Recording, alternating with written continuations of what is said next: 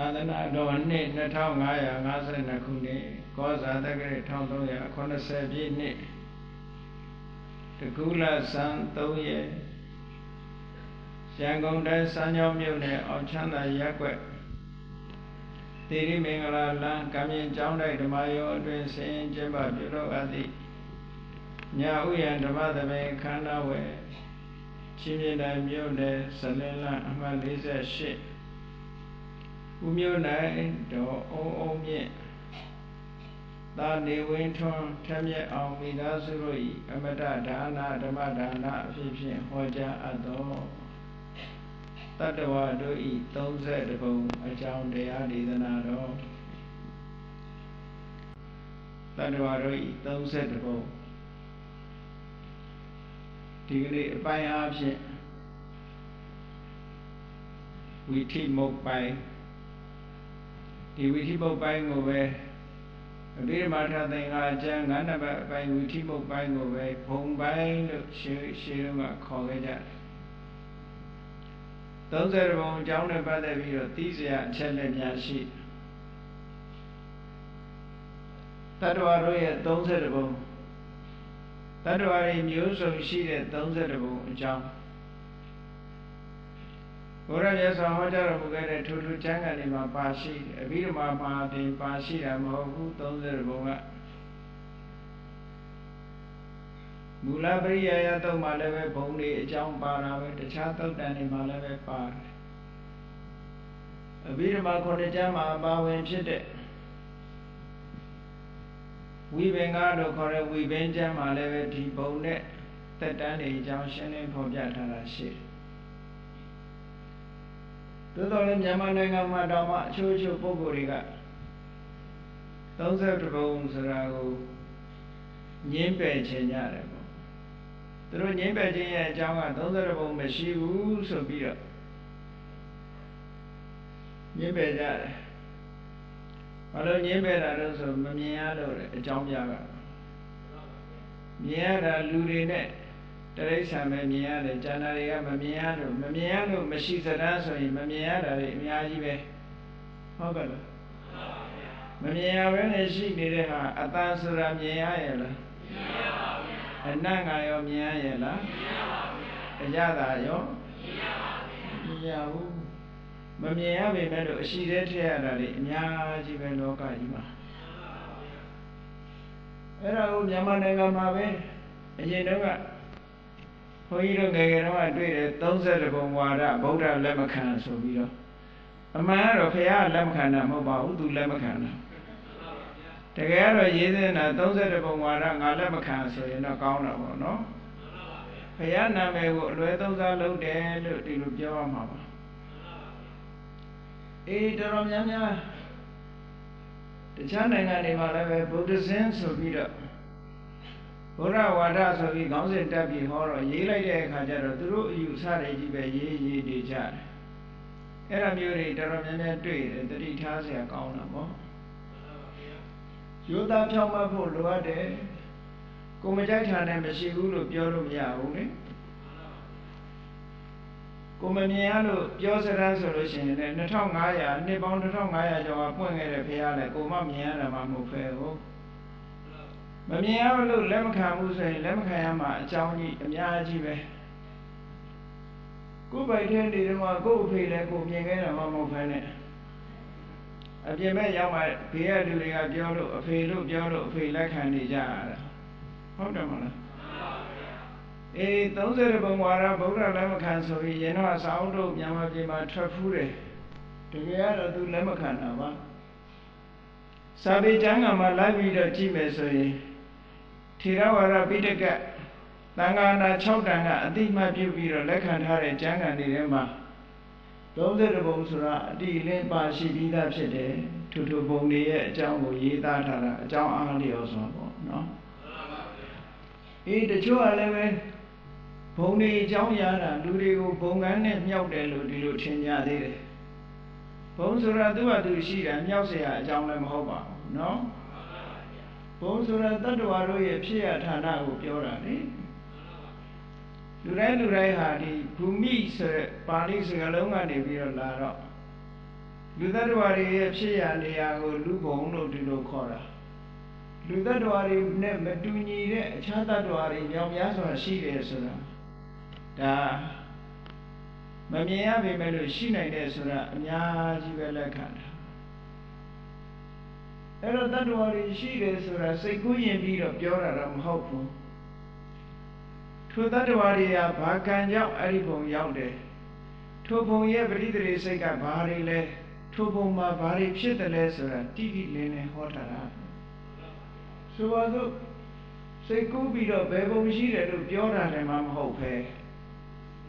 အဲ့ဒီဘုံမှာတတ္တဝါတွေဘာကြောင့်ဖြစ်တယ်ဆိုတာကိုအတိအကျအကြောင်းနဲ့အကျိုးနဲ့သေသေးချာချာဟောထားတာဖြစ်သည့်အတွက်ကြောင့်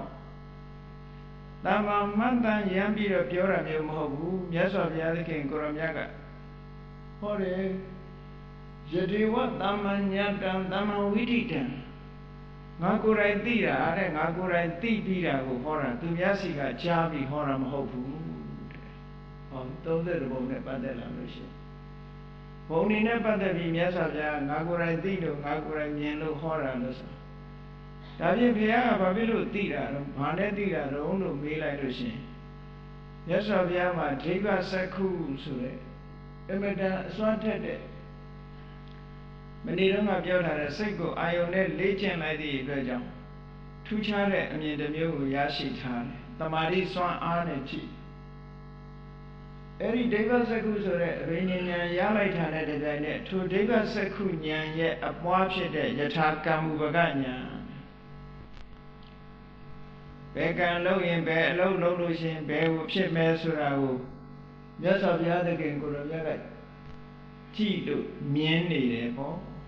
အကြောင်းတရားတွေကိုကြည့်ပြီးတော့မြင်တာ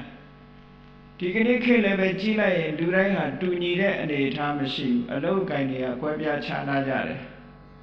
အလုတ်ကိုင်းလို့ဆိုတဲ့နေရာမှာအသက်မွေးဝမ်းကြောင်းလှုပ်တာကိုပြောတာမဟုတ်ဘူးလူတွေရဲ့လုတ်ကိုင်းမှုစိတ်နေစိတ်ထားတွေကကွဲပြားခြားနားမှုရှိတယ်တဲ့ဘယ်လိုကွဲပြားခြားနားမှုရှိတာတော့ဆိုရင်တချို့ကလိမ့်တယ်တချို့ကမလိမ့်ဘူးမတူညီတဲ့အလုပ်ဟုတ်ကဲ့တချို့ကသူများအသက်ကိုတတ်တယ်တချို့ကသူများအသက်တတ်ချင်းမှရှောင်တယ်ဟောမတူညီတဲ့အလုပ်တချို့ကသူများဥစ္စာခိုးတယ်လေလီကြည့်ပြားပြီးတော့ယူတယ်တချို့ကသူများဥစ္စာဆိုလက်ဖြားနဲ့မှမတူဘူးဟောတချို့ကသူတစ်ပါးသားမယားစော်ကားတယ်ပြစ်မှားတယ်တချို့ကစိတ်ကူးတဲ့တောင်မထည့်ဘူးမတူညီတဲ့အလုပ်တွေမရှိဘူးလားရှိပါဘူးမတူညီတဲ့အလုပ်တွေရှိနေတာကိုတော့သေချာမြင်ကြရတာပဲလေကိုယ့်ရဲ့ပတ်ဝန်းကျင်မှာပဲရှိတယ်အေးအဲ့လိုပဲနှုတ်နဲ့ပတ်သက်လာလို့ရှိရင်လေတချို့ကလိန်ပြောတယ်တချို့ကမှန်တာကိုသာပြောတယ်တချို့ကတယောက်နဲ့တယောက်မတည့်အောင်လိုက်ပြီးတော့သတ်ရှိုးတယ်ဂုံးတိုက်တယ်မတည့်အောင်လိုက်ပြောတယ်ဂုံးချောတယ်တချို့ကြတော့မဟုတ်ဘူးမတည့်တဲ့လူတဲ့အောင်ဖေးဖေးမမပြောတယ်ညီညွတ်အောင်စိတ်ဆက်ပေးတယ်တချို့ကြတော့ဆဲရတယ်တချို့ကမဆဲတတ်ဘူးတချို့ကအကျိုးမရှိတဲ့စကားတွေမဟုတ်တန်တရားတွေရှောက်ပြောတယ်တချို့ကမပြောတတ်ဘူးမှန်တာကိုသာပြောတယ်ဟုတ်တာတွေကိုသာပြောတယ်ဆိုတော့အပြောနဲ့ပတ်သက်လို့လေလူတွေကတယောက်နဲ့တယောက်တူညီမှုရှိရလားမရှိဘူးဒီအချက်ကတော့ထင်ရှားနေတာပဲလေနောက်တစ်ခုစိတ်နေစိတ်ထားကြည့်အောင်မလားတချို့ကသူများပစ္စည်းကိုယ်ပစ္စည်းရလို့မှုဆိုတဲ့လောဘဇောအမြဲတိုက်နေတယ်သူများပစ္စည်းကိုယ်ပစ္စည်းဖြစ်ခြင်းနဲ့အဘိဓါတရားတွေလွှမ်းမိုးနေတယ်တချို့ကြတော့သူများပစ္စည်းကိုယ်ပစ္စည်းဖြစ်ဖို့နေနေတာလှဲ့တော်မကြည့်ဘူးသူများပစ္စည်းကိုတည်ရမကြဘူးအဲ့လိုပုံမျိုးလည်းရှိတာပဲအေးတချို့ပုဂ္ဂိုလ်ကြတော့ကိုယ့်ရဲ့ပတ်ဝန်းကျင်ပုဂ္ဂိုလ်တွေပျက်စီးသွားတာကိုမြင်နေတဲ့ပုဂ္ဂိုလ်တွေရှိတယ်လို့ကြီးပွားချမ်းသာတာကိုမြင်နေတဲ့ပုဂ္ဂိုလ်တွေလည်းရှိတာပဲကံကံ၏အကျိုးကိုမယုံကြည်တဲ့သူတွေရှိတယ်လို့ကံကံ၏အကျိုးကိုလက်ခံယုံကြည်ထားတဲ့ပုဂ္ဂိုလ်တွေလည်းရှိတယ်ဆိုတော့လူတွေကျင့်သုံးလိုက်နာနေတဲ့သူစရိုက်ဆိုတာတွေကိုကြည့်လိုက်မယ်ဆိုလို့ရှိရင်ပြည့်ပြည့်နေရာကိုမကြည့်နဲ့ကိုယ့်ရဲ့ပတ်ဝန်းကျင်ကိုလူတွေအတိုင်းဝိုင်းတိုင်းမှာကြည့်လိုက်လို့ရှိရင်အခုလိုနှမျိုးနှစားကွဲပြားခြားနားနေတာမတွေ့ရဘူးလား ဒီပုဂ္ဂိုလ်တွေဟာသေသည်နောက်အခြားမဲ့မှာတူညီတဲ့ဘဝရောက်နိုင်ပါမလားအဲ့ဒါကိုထောက်ထားလို့ရှိရင်သူတို့ကံနဲ့သူတို့ယထာကမ္မံကတော်ကံအားလျော်စွာဖြစ်ရမယ်ဆိုတဲ့နေရာမျိုးတော့ရှိကိုရှိရမှာပေါ့အဲ့တော့ဘုံဆိုတာဟာကံတရားရဲ့အကျိုးပေးရဌာနတွေပဲကံတရားအကျိုးပေးတယ်လို့ကံတရားကမျိုးစုံတယ်လို့တတ္တဝါတွေကလည်းမျိုးစုံတယ်ထိုမျိုးစုံတဲ့တတ္တဝါတွေရဲ့တရားဌာနဆိုတဲ့ဘုံတွေကလည်းမျိုးစုံတယ်ဒီဘုံနဲ့ဆိုတာမဖြစ်နိုင်ဘူးတဲ့ဘာဖြစ်လို့လဲဆိုမတူညီတဲ့လောက်ရတဲ့နဲ့ရှိနေတဲ့ပုဂ္ဂိုလ်တွေရဲ့ဘဝနေကုန်းရောက်ရဘဝ destination ဟာဘယ်နည်းနဲ့မှမတူနိုင်ဘူးမြေထားကြီးရန်ကုန်ကနေစီးသွားတယ်မန္တလေးသွားတယ်မြေထားလမ်းမှာဘူတာတွေဆိုက်ပြီးတော့သွားတယ်ဆိုတချို့ကလမ်းဘူတာတွေဆင်းသွားတယ်မန္တလေးကြီးသွားတဲ့လူတွေမဟုတ်ဘူးအဲ့ဒါမျိုးလိုပဲကံမျိုးစုံလှုပ်ထားတော့လူတွေရဲ့ဘဝခရီးလမ်းတွေဟာလည်းပဲမျိုးကိုစုံနေအောင်ရှိတယ်အဲ့ဒီမျိုးစုံနေတာတွေကိုပဲဂတိ၅ပါးလို့အကျမ်းမြင်အားဖြင့်ပြောမယ်ဆိုလို့ရှိရင်ဂတိ၅မျိုး destination လို့ခေါ်တယ်ခရီးဆုံး၅မျိုးကမ္ဘာလောကကြီးကိုကြည့်မယ်ဆိုရင်လူတွေခရီးသွားနေကြတာဟာကိုယ်ဥတည်ချက်နဲ့ကိုယ်သွားနေကြတာဘယ်ပုဂ္ဂိုလ်ဘယ်သွားနေလဲဆိုတာဟာသူကင်ထားတဲ့လက်မှတ်ကိုကြည့်လို့ရှိရင်သိတယ်ပေါ့သူစီးထားတဲ့မြေထားပေါ်ကြည့်လိုက်ရင်လည်းသိတယ်သို့သောမြေထားနဲ့စီးသွားတဲ့လူရှိတယ်လို့ကားနဲ့စီးသွားတဲ့ပုဂ္ဂိုလ်တွေလည်းရှိတယ်တခြားနိလန်းနဲ့လေယာဉ်နဲ့သွားတဲ့ပုဂ္ဂိုလ်တွေလည်းရှိတယ်အဝင်ထွက်များတဲ့နိုင်ငံတကာလေဆိပ်ကြီးတွေမှာကြည့်မယ်ဆိုရင်မြန်မာပြည်အဒီနာစင်ကာပူတို့ထိုင်းတို့ကြည့်လိုက်မယ်ဆိုလို့ရှိရင်စင်ကာပူမှာဆိုရင်10မိနစ်တစ်စင်းလောက်လေယာဉ်ကြီးတွေဆင်းနေတာအဲ့ဒီ10မိနစ်တစ်စင်းလောက်ဆင်းနေတဲ့ဆင်းလိုက်တက်လိုက်ဆင်းလိုက်တက်လိုက်လေယာဉ်ကြီးတွေဟာလူတွေကသွားလာနေကြတာရှိပဲကောသွားလာနေတဲ့လူတွေက destination အားလုံးဟာတူညီကြတာမဟုတ်ဘူးတဲ့သူတို့ကင်ဆောင်ထားတဲ့လက်မှတ်အတိုင်းသူတို့သွားနေကြတာလူဘုံလူဘဝရောက်လာတဲ့အခါမှာဆိုရင်လည်းကံဆိုတဲ့လက်မှတ်တွေဝယ်ထားပြီးတော့ထိုကံရှိရကံအကျိုးပေးရဘုံကိုဥတည်ပြီးတော့သွားနေကြတာလို့အဲ့ဒါလို့သွားနေတာကိုမြတ်စွာဘုရားကမဆပြီးတော့ဟောတာမဟုတ်ဘူးခုနကပြောတဲ့ဒိဗ္ဗစက္ခုတဲမှာပါတဲ့ယထာကမ္မုပကအဘိညာဉ်ဆိုတဲ့ဉာဏ်တော်ကြီးနဲ့တလောကကြီးကိုခြုံငုံပြီးတော့ကြည့်လိုက်တဲ့အခါမှာဒီလူအဖြစ်ဒုစရိုက်တွေလုံးနေတယ်ဒီလူရဲ့သွားရလမ်းကဘယ်မှာလဲဆိုတော့မြတ်စွာဘုရားကမြင်နေလမ်းကြောင်းကြီး90တဲ့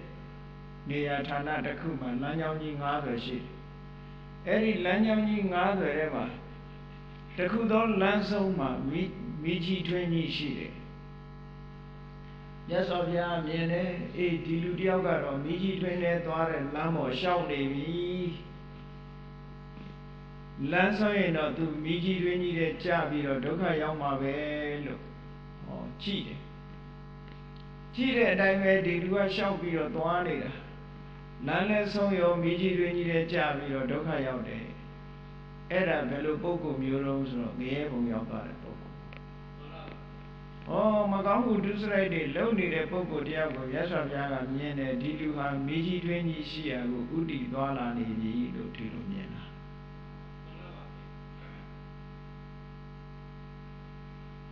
အဲ့လိုမြတ်စွာဘုရားကဂတိ၅ပါးနဲ့ပတ်သက်ပြီးတော့မစ္စည်းမပါဏာတပါဠိတော်မှာမစ္စည်းမနိကေမှာဟောကြားထားတာရှိဥပမာလေးနဲ့ထို့တူပဲနောက်တစ်ခုကနောက်တစ်လမ်းကအဲ့ဒါကနိရိယဂတိဆိုတဲ့လမ်းနောက်တိရိစ္ဆာနဂတိဆိုတဲ့လမ်းဒီလူတယောက်ကတော့ဒီလမ်းပေါ်ရှောင်းနေပြန်ပြီအဲ့ဒီလမ်းရဲ့အဆုံးမှာဘာရှိတော့ဆိုအမတန်လက်လာတဲ့မစင်တွင်းကြီးရှိတယ်ဒီလူဟာဒီလမ်းတိုင်ရှောင်းနေရင်တော့မစင်တွင်းကြီးတဲ့ရောက်တော့မှာပဲလို့မြတ်စွာဘုရားဒိဗ္ဗစက္ခုဘိညာဉ်နဲ့ကြည်နေတာဒီလိုကြည်နေရတယ်လို့မြင်နေတယ်ဒီလူလုံနေတဲ့အလုပ်တွေဟာနောက်ဆုံးဒီကိုဏီကုန်းချုပ်သွားမှာပဲလို့ ကိုရောမြတ်ယထာကမ္မုပကအပိဉ္နဲ့မြင်တဲ့အတိုင်းပဲထိုပုဂ္ဂိုလ်ဟာနောက်ဆုံးကြတော့မစင်တွင်ကြီးရဲ့ကြာသွားတယ်ဒါကဘယ်လိုပုဂ္ဂိုလ်ကြီးတုံးဆိုတရိစ္ဆာန်ဖြစ်သွားတဲ့ပုဂ္ဂိုလ်ပြောနောက်လမ်းတစ်သွယ်ကတော့ပုဂ္ဂိုလ်တရားဟာလမ်းကိုရှောင်နေတယ်သို့တော့သူရှောင်တဲ့လမ်းရဲ့လမ်းဆုံးမှာဘာတွေရှိလို့ဆိုရင်တောခေါင်ခေါင်နဲ့တစ်ပင်ကကျိုးလို့ကျဲတဲ့နဲ့အမတန်ပူပြင်းတဲ့အရေးအာဝါဒခင်းမဲ့တဲ့နေရာကြီးတစ်ခုရှိတယ်ဒီပုဂ္ဂိုလ်ဒီလမ်းလျှောက်ရင်တော့အဲ့ဒီစခန်းရောက်မှာပဲလို့မြင်ရတယ်လို့ပဲမြတ်စွာဘုရားသခင်ကိုရောမြတ်ကသူ့ရဲ့လို့ပုဂ္ဂိုလ်တူတယောက်ရဲ့လောက်ရကိုကြည့်တဲ့အခါကျတော့ထိုပုဂ္ဂိုလ်ဟာအဲ့ဒီလမ်းကြောင်းပေါ်တက်နေလို့ရှိရင်နောက်ဆုံးတစ်နေ့ဟာအမတန်မှပူပြင်းလာတဲ့အရေးနားခိုစရာမရှိအရွက်ကျိုးလို့ကျဲတဲ့နဲ့တစ်ပင်လွင်ဒီကောင်ဘက်ကိုသူရောက်တော့မှာပဲလို့မြင်ရတယ်လို့မြတ်စွာဘုရားသခင်ကိုရောမြတ်ကလည်းအဲ့ဒီတ attva လေးကိုမြင်လိုက်တဲ့နောက်ဆုံးလည်းဘုရားမြင်တော်မူတဲ့အတိုင်းပဲအဲ့ဒီစခန်းရောက်သွားပြီးတော့ပင်မဆင်းရဲစွာနေထိုင်ရတယ်ဒါကပြိတ္တာဘုံရောက်သွားတဲ့ပုဂ္ဂိုလ်ကိုပြောတာနောက်လမ်းတစ်သွယ်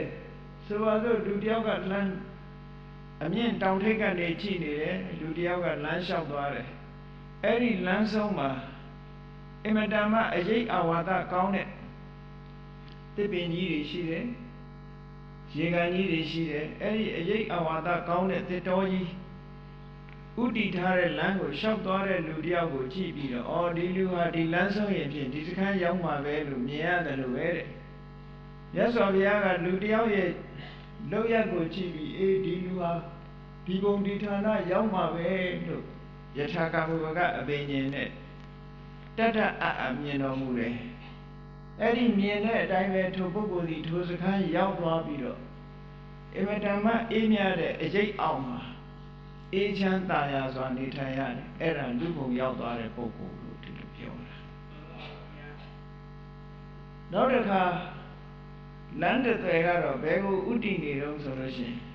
အမတန်လှပတဲ့ပြတ်တအဆောင်ကြီးအတွင်းထဲမှာပရိဘောဂတွေပြည့်ပြည့်စုံစုံနဲ့လေလုံမိုးလုံဆောက်ထားတဲ့လှပတဲ့ပြတ်တလမ်းဆောင်ကြီးကိုဥတည်ထားတဲ့လမ်းကြောင်းကြီးရှိတယ်လူတယောက်ကအဲ့ဒီလမ်းကြောင်းပေါ်ရှောင်နေတယ်ရှောင်နေတာမြင်လို့ရှိရင်ဒီလူဟာဒီစခန်းရောက်မှာပဲလို့သိရတယ်လို့ပဲမြတ်စွာဘုရားသခင်ကိုရောမြတ်ကတတ္တဝါတွေရဲ့လောက်ရကိုကြည့်ပြီးတော့အေးဒီလမ်းပေါ်ရှောင်နေရင်ဒီစခန်းရောက်မှာပဲလို့ဆုံးဖြတ်ချက်ချတဲ့အတိုင်းသိတော်မူတဲ့အတိုင်းထိုပုဂ္ဂိုလ်ဟာထိုစခန်းရောက်ပြီးတော့နတ်ပြတ်တဲ့ပုံမှာတက်ပြီးတော့အေးချမ်းသာချမ်းချမ်းသာသာနဲ့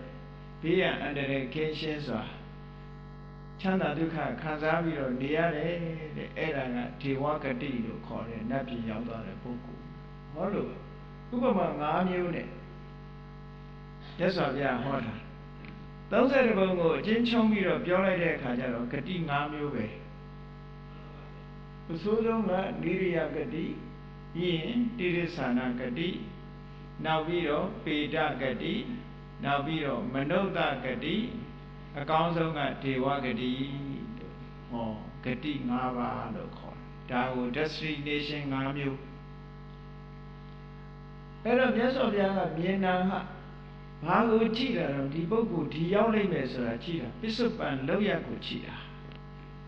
ပစ္စုပန်သူလုံနေတဲ့အလုပ်သူလျှောက်လန်းနေတဲ့လမ်းကြောင်းကိုကြည့်ပြီးတော့ဆုံးဖြတ်ပြီးပြောပြမြတ်စွာဘုရားကပစ္စုပန်လုံနေတဲ့လောက်ရကိုလည်းမြင်တယ်လမ်းဆုံးစခန်းမှာဘာတွေရှိတယ်ဆိုတာကိုလည်းမြင်တယ်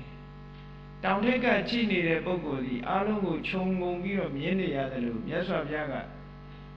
ဟောဒိဗ္ဗစက္ခု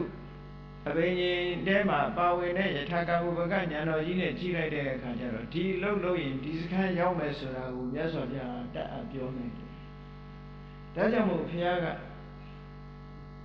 သူများထံကကြားပြီးတော့တရားကိုဟောတာမဟုတ်ဘူးတဲ့ငါကိုယ်တိုင်မြင်တာငါကိုယ်တိုင်သိတာလို့ပြောတာဘာနဲ့မြင်ဘာနဲ့သိတာတော့ဆိုရင်ဒေဝစက္ခုဉာဏ်ရဲ့အပွားဖြစ်တဲ့ယထာကမ္မုပကဉာဏ်နဲ့မြင်တယ်လို့ဒီလိုပြောရမယ်ယထာကမ္မုပကဆိုတာယထာကမ္မဥပကမိမိလုပ်တဲ့ကံအားလျော်စွာထိုဘဝရောက်သွားကြတာတတ္တဝါ ကံကိုခွဲခြားစိတ်ဖြာပြီးတော့မြတ်စွာဘုရားသခင်ကိုရောမြတ်ကသိတယ်ဒီလုံးလုံးရင်ဒီလမ်းလျှောက်ရင်ဒီစခန်းရောက်နိုင်မယ်ဒီလုံးလုံးလို့ရှိရင်ဒါမျိုးဖြစ်လိမ့်မယ်ဆိုတာပိုင်ပိုင်ခြားခြားသိတာအဲ့လိုပိုင်ပိုင်ခြားခြားသိပြီးတော့ဟောတာဖြစ်သောကြောင့်တစင်ကြားနဲ့ဟောတာမဟုတ်ဘူးတဲ့မြတ်စွာဘုရားဟောထားတဲ့32ပုံဆိုတာကံကိုအခြေခံပြီးတော့ဟောထားတာဖြစ်သောကြောင့်ကံရှိတယ်ဆိုတာအလုံးလက်ခံထားတဲ့ပုဂ္ဂိုလ်တိုင်းဟာ32ပုံရှိတယ်ဆိုတာလက်ခံရမှာပေါ့ကံကိုလက်မခံဘူးဆိုရင်တော့32ပုံလက်ခံမှာမဟုတ်ဘူးပေါ့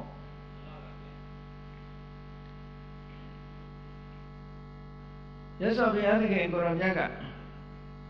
ဖန်ဆင်းတဲ့ဝါဒကိုလက်ခံတာလည်းမဟုတ်ဘူးအကြောင်းမဲ့ဝါဒကိုလက်ခံတာလည်းမဟုတ်ဘူးတကယ်အဖြစ်မှန်ကိုအကြောင်းနဲ့အကျိုးအကောင်းနဲ့အဆိုးတေချာခွဲခြားပြီးကိုယ်တိုင်သိရှိတာကိုမြတ်စွာဘုရားကလောကကြီးအကြောင်းကိုဟောတော်မူတယ်လောကကြီးဟာကြည့်မယ်ဆိုလို့ရှိရင်တတ္တလောကတဲ့သင်္ခါရလောကတဲ့ဩကာသလောကလို့လောကကြီး၃မျိုးရှိတယ်အဲ့ဒီလောကကြီးအကြောင်းကိုမြတ်စွာဘုရားကိုယ်တိုင်သိတော်မူလို့လောကဝိတုလို့ခေါ်တာမြတ်စွာဘုရားရဲ့ဂုဏ်တော်တွေဆိုတာကြည့်လိုက်ပြီးတော့ကြည့်မယ်ဆိုရင်မြတ်စွာဘုရားရဲ့ဂုဏ်တော်တွေဟာကိုရောမြတ်ရရှိထားတဲ့အရည်အချင်းတွေကြီးပဲတခြားဘာသာတွေကဘုရားကြည့်မယ်ဆိုလို့ရှိရင်သူတို့ရဲ့ဂုဏ်တွေကတတ္တဝါတွေနဲ့ဆက်ဆက်ပြီးတော့ပြောနေတာတွေပဲများတယ်ဖန်ဆင်းတော်မူတဲ့စွမ်းအားတို့ဟုတ်လားတဏှာတော်မူတဲ့ကရုဏာတရားတို့ဒါမျိုးတွေကြီးပဲများတယ်ဟောဂေါရမမြတ်စွာဘုရားဂုဏ်တော်တွေထဲမှာဖန်ဆင်းတော်မူတယ်ဆိုတာပါလားမပါဘူးဘလောက်ခြေနဲ့ဆရာကောင်းလို့ဆိုရင်မြတ်စွာဘုရားရဲ့အရေးချင်းမှကြည့်အရဟံဆိုတဲ့ဂုဏ်တော်လေးတစ်ခုကြည့်လိုက်တာနဲ့ပဲအလွန်ခြေနဲ့ဆရာကောင်းတယ်အရဟံကိုအဓိပ္ပာယ်မျိုးစုံဖွင့်ကြတယ်ကျမ်းစာတွေမှာအဓိပ္ပာယ်၅မျိုးဖွင့်ပြတယ်၅မျိုးတည်းလည်းပို့ပြီးတော့ဖွင့်ပြကြတယ်အဲ့ဒီ၅မျိုးတည်းကခြေနဲ့ဆရာအကောင်းဆုံးတစ်ခုကြည့်လိုက်မယ်ဆိုရင်အရဟစိတ်ကြွယ်ရာဆိုတာမရှိဘူးတဲ့မကောင်းမှုလုပ်တဲ့ပုဂ္ဂိုလ်စိတ်ကြွယ်ရာမရှိဘူးမြတ်စွာဘုရားမှာစိတ်ကြွယ်ရာမရှိဘူးဆိုလိုတာကစိတ်ကြွယ်ရာမရှိဘူးဆိုတာမြတ်စွာဘုရားသည်စိတ်ကြွယ်ရာ၌တော်လဲမကောင်းမှုကိုမလုပ်ဘူးလို့ပြောတယ်ဒီကနေ့ခေတ်လူကြီးလူကောင်းလို့ပြောတဲ့ပုဂ္ဂိုလ်တွေဟာတဦးတယောက်တည်းဘယ်သူမှမမြင်ဘူးသူတယောက်တည်းနေရင်မကောင်းမှုလုပ်ကောင်းလုပ်မိလိုက်တယ်မြတ်စွာဘုရားမှာတော့အဲ့လိုစိတ်ကြွယ်ရာဆိုတာမရှိဘူးတဲ့လူတွေကတယောက်တည်းနေလို့ရှိရင်ဘယ်သူမှမြင်တာမဟုတ်ပဲဆိုပြီးတော့လုပ်လို့ရှိတတ်ကြတယ်လေလူရဲ့သဘာဝအတိုင်းကိုနေခြင်းတို့နေမယ်ကိုပြောခြင်းတို့ပြောမယ်ဆိုရင်ဒါကိုပဲခုံတင်ပြီးတော့လွတ်လပ်မှုလို့သတ်မှတ်ကြလူကြားတဲ့သူကြားတဲ့ကြတော့ဟန်ဆောင်ကြရတာလူသူမရှိဘူးဆိုလို့ရှိရင်ဒါလွတ်လပ်မှုလို့သတ်မှတ်ပြီးတော့လုပ်ချင်အောင်လုပ်မယ်ပေါ့မြတ်စွာဘုရားမှာမကောင်းတာလုပ်ဖို့လွတ်လပ်မှုဆိုတဲ့လွတ်လပ်တယ်ဆိုတဲ့နေရာရှိကိုမရှိဒါကြောင့်မြတ်စွာဘုရားကလည်းဟောတယ်နတ္ထိလောကေရဟောနာမပါပကမ္မပကရုပတောမကောင်းမှုလုပ်တဲ့ပုဂ္ဂိုလ်ဖို့တကယ်စင်စစ်ကတော့စိတ်ကြွယ်ရာဆိုတာမရှိပါဘူးတဲ့ကိုယ်ကစိတ်ကြွယ်ရာရှိတယ်လို့သာထင်နေတာဘာဖြစ်လို့စိတ်ကြွယ်ရာမရှိတော့ဆိုအတ္တတေပုရိသဇာနာကိုသိနေတာပဲစိတ်ကြွယ်ပြုံးသူများမသိပေမဲ့ကိုသိတယ်ကိုသိနေတာကိုကပဲကိုစိတ်ကိုမလုံးစရာလေငါကောင်းတယ်ငါမကောင်းဘူးဘယ်သူအရင်သိကိုသိနေတာဘယ်လိုလုပ် secret လုပ်လို့ရကိုလိမ်လို့မှမရဟုတ်တော့ top secret လို့သာပြောတယ်နော်ကိုကသိနေပြီမသိတဲ့လူရှိမှမရှိပဲနဲ့သိတဲ့လူတွေရှိပဲနောက်ဆုံးဝယ်ကိုနားမှာမမြင်ရတဲ့တ attva တွေကိုကမမြင်လို့မရှိဘူးထင်တာကိုပြီးပင်အိုင်းနေဘလောက်ရှိနေမှမသိဘူးနဲ့6ကြည့်နေတဲ့မျက်လုံးကနော်6မကြည့်ပေမဲ့လို့မြင်နေရတဲ့ပုဂ္ဂိုလ်တွေလောကမှာသူတစ်ပါးစိတ်သိတဲ့ပုဂ္ဂိုလ်တွေတို့ဝိလန်တဲ့ဒေသကိုလှမ်းပြီးတော့မြင်နိုင်တဲ့ဒိဗ္ဗစက္ခုရှိတဲ့ပုဂ္ဂိုလ်တွေတို့နတ်တွေတို့ဆိုတာမြင်နေရတယ်ကိုကမမြင်ပေမဲ့သူကမြင်ကိုကတော့စိတ်ကြွယ်ရာထင်ပြီးတော့လို့ တကယ်ကတော့စိတ်ကိုရဆိုတော့မရှိဘူးမြတ်စွာဘုရားရဲ့အည်သွေးရမကောင်းတာဆိုတာစိတ်ကိုရမှတောင်မလုပ်ဘူးဆိုရင်ကန်းကုန်နေပြီပေါ့ဒါကြောင့်မို့လို့ကျင့်တတ်เสียကောင်းသမ္မာသမ္ဗုဒ္ဓောကြည့်လိုက်အောင်မလားအလွန်ကျင့်တတ်เสียကောင်းတယ်သမ္မာဆိုတာမှန်တဲ့အတိုင်းတန်ကိုယ်တိုင်ဗုဒ္ဓသိတယ်မှန်ကန်တဲ့အတိုင်းကိုယ်တိုင်သိတာသူများကသင်ပေးလို့သူများစီကတဆင့်သိရတာမျိုးမဟုတ်ဘူးကိုယ်တိုင်သိတာကိုယ်တိုင်သိတာနဲ့သူများစီကတဆင့်ပြောတာနဲ့ဘယ်တူမလဲသူများစီကတဆင့်ကြားတာပြောလို့ရှိရင်တော့လွဲချင်လွဲမှာပေါ့ဟိုလူကမှားနေရင်ကိုယ်လည်းမှားမှာပေါ့ကိုယ်တိုင်သိတာကြတော့မှားမှမရှိတော့တာဟုတ်ဒါကြောင့်မို့လို့မြတ်စွာဘုရားကအမေတ္တမကျေနပ်เสียအားကိုးเสียကောင်းတယ်သမ္မာသမ္ဗုဒ္ဓောဝိဇ္ဇာစရဏသမ္ပန္နောကြည့်လိုက်အောင်မလားဝိဇ္ဇာဆိုတာပညာဘက်ကပြည့်စုံနေပြီပညာတော့တော်ပါရဲ့အကျင့်ကမကောင်းဘူးလို့ပြောရမယ့်ပုဂ္ဂိုလ်မျိုးလည်းမဟုတ်ဘူးစရဏဆိုတဲ့အကျင့်တရားနဲ့လည်းပြည့်စုံတယ်ဆိုအတိညာဘက်ကလည်းပြည့်စုံတယ်အကျင့်ဆိုတဲ့စရဏတရားဘက်ကလည်းပြည့်စုံတယ်ဆိုအကျင့်လည်းကောင်းတယ်အတိညာလည်းထက်မြက်တယ်ဆိုတော့လမ်းညွှန်ပေးဖို့ရတဲ့လုံလောက်တဲ့အနေအထားမျိုးရှိတယ်တခြားဘုရားတွေမှာဒီလိုခုံမျိုးတွေမရှိသူတို့စာအုပ်တွေဖတ်ကြည့်ဒီခုံမျိုးမတွေ့ရဖန်ဆင်းတော်မူတဲ့အရှင်သခင်ပဲဒါပဲတခါတလေဖန်ဆင်းတော်မူတဲ့အရှင်သခင်ကစိတ်ဆိုးတော်မူသေးတယ်စိတ်ဆိုးတော်မူပြီးတော့ဓာတ်ခတ်တော်မူလိုက်သေးတာပေါ့သူခိုင်းထားတဲ့မလုပ်ရကောင်းလားဆိုပြီးတော့စိတ်ဆိုးပြီးတော့ဓာတ်ခတ်တော်မူသေးတယ်ကဲကောရမမြတ်စွာဘုရားဒါမျိုးမှမဟုတ်ပဲပေါ့တချို့ကတူတယ်ထင်တာဘုရားဆိုတာတဆူတည်းပဲရှိတယ်နဲ့ရောင်ရောင်ဝါးဝါးလုပ်ပြီးတော့ပြောရကြတယ်ဘုရားဆိုတာတဆူတည်းပဲအဲ့ဒီတဆူဆိုတာဘယ်သူလို့ဆိုတော့သူတို့ယုံကြည်တယ်ဘုရားတကယ်ကတော့ကောရမမြတ်စွာဘုရားဟောဒီရည်သွေးတွေကြောင့်ဘုရားဖြစ်တာတဲ့ဒါဘုရားရဲ့အရည်သွေးလို့ခေါ်တယ်ကဲဘုရားဆိုရင်ပြောတဲ့ဒီရည်သွေးတွေရှိရလားလို့မေးရမှာဒီရည်သွေးတွေမှာမရှိဘူးဥပမာပဲအကျင့်လည်းမကောင်းဘူးအသိဉာဏ်လည်းမပြည့်စုံဘူးဆိုတဲ့ပုဂ္ဂိုလ်တယောက်ရဲ့လမ်းညွှန်မှုဟာဘယ်လိုလုပ်မှန်နိုင်မှာတော့တဲ့သူဟောပြောတဲ့စကားလည်းဘယ်လိုလုပ်စိတ်ချရမှာတော့လို့သူကတော့ကိုယ်တိုင်ကျင့်ပြီးတော့ပေါက်ရောက်သွားတဲ့ပုဂ္ဂိုလ်ဖြစ်တယ်ကိုယ်တိုင်မကျင့်မဲနဲ့ဟောနေတာမဟုတ်ဘူးသူကတဆိုတာအောင်မြင်ပေါက်ရောက်ပြီးသားပုဂ္ဂိုလ်တတိယဖြင့်အကျိုးရှိတဲ့စကားမှန်တဲ့စကားသူကြိုက်ချင်နေပါစေမကြိုက်ချင်နေပါစေအကျိုးရှိပြီးတော့မှန်ကန်တဲ့စကားဆိုလို့ရှိရင်အခါအားလျော်စွာပြောကြားလေးရှိတယ်ဆိုတဲ့တတိကျွေး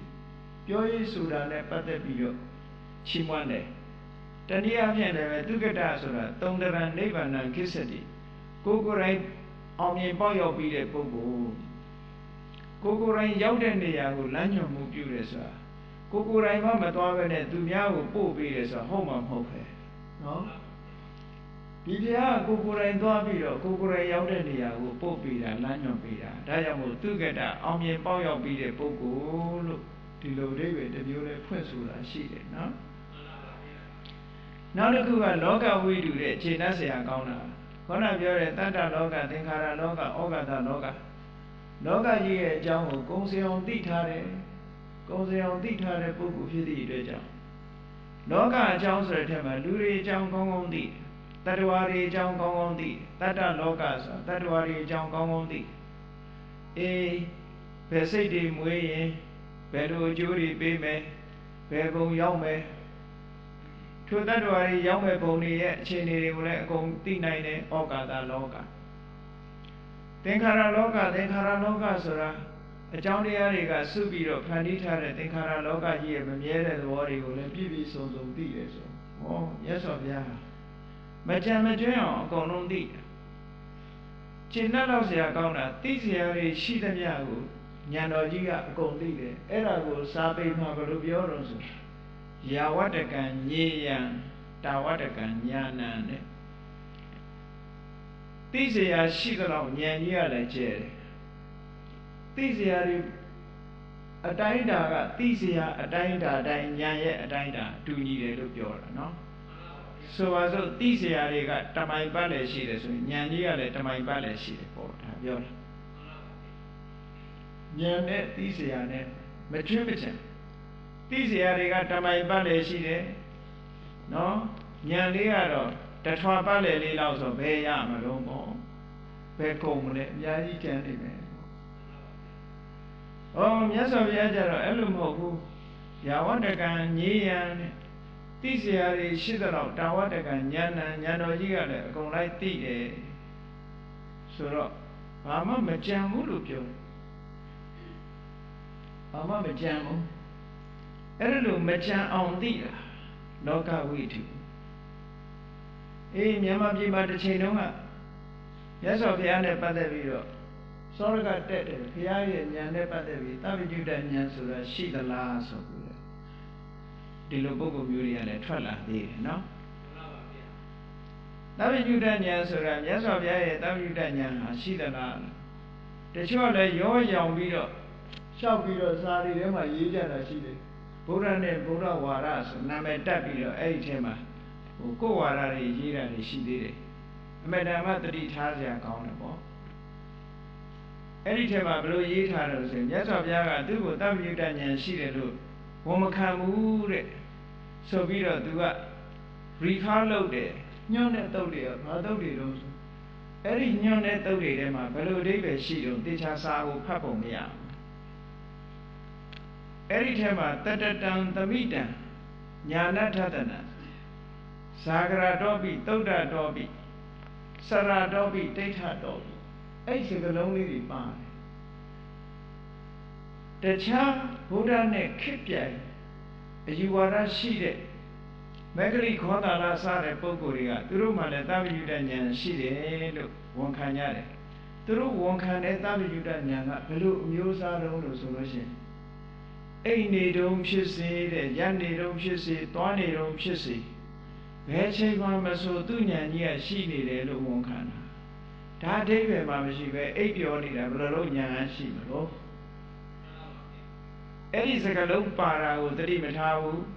မြတ်စွာဘုရားကအဲ့ဒီဉာဏ်မျိုးရှိသလားလို့မေးတဲ့အခါကျတော့မရှိဘူးလို့ဖြေတာပေါ့ဘယ်ရှိမလို့အိပ်နေတုံးဆိုတာ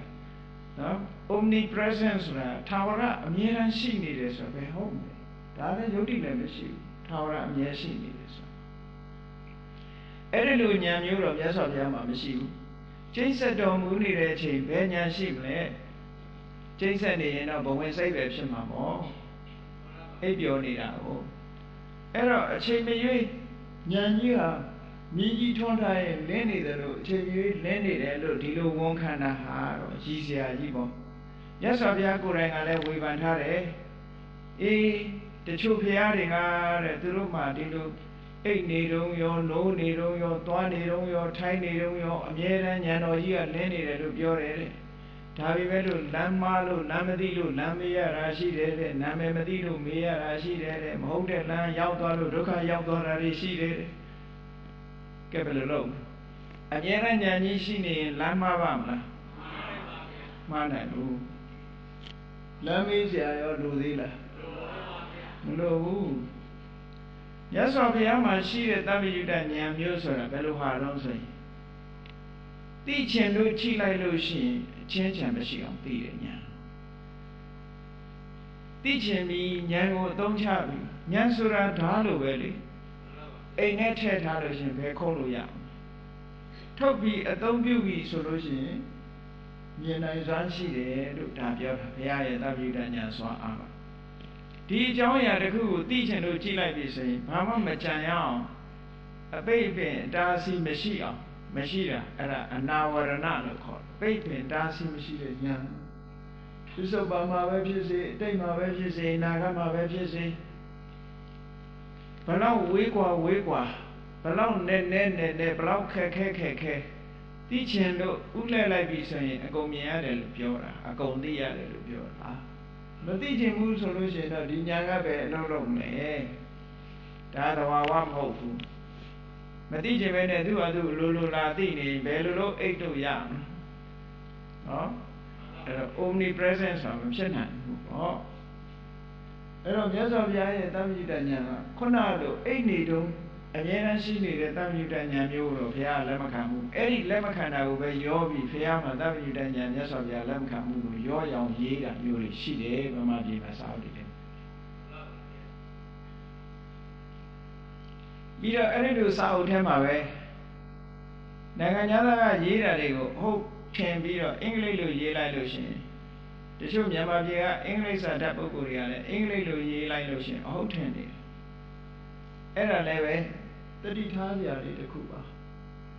အခုလိုပြောရတာဟာသူများကိုပြစ်တင်ကဲ့ရဲ့ရှုတ်ချလို့ရေးပြောတာမဟုတ်ဘူးတတိထားဖို့ပြောတာအဲ့မြန်မာလိုရေးထားတဲ့နိုင်ငံခြားအင်္ဂလိပ်လိုရေးထားတဲ့စာအုပ်တွေကိုကိုးကားပြီးတော့နောက်ရောက်လိုက်ထားတဲ့စာအုပ်တွေထဲမှာဘာတွေရေးထားလဲဆိုမြတ်စွာဘုရားက30ပုံကိုလက်မခံဘူးတဲ့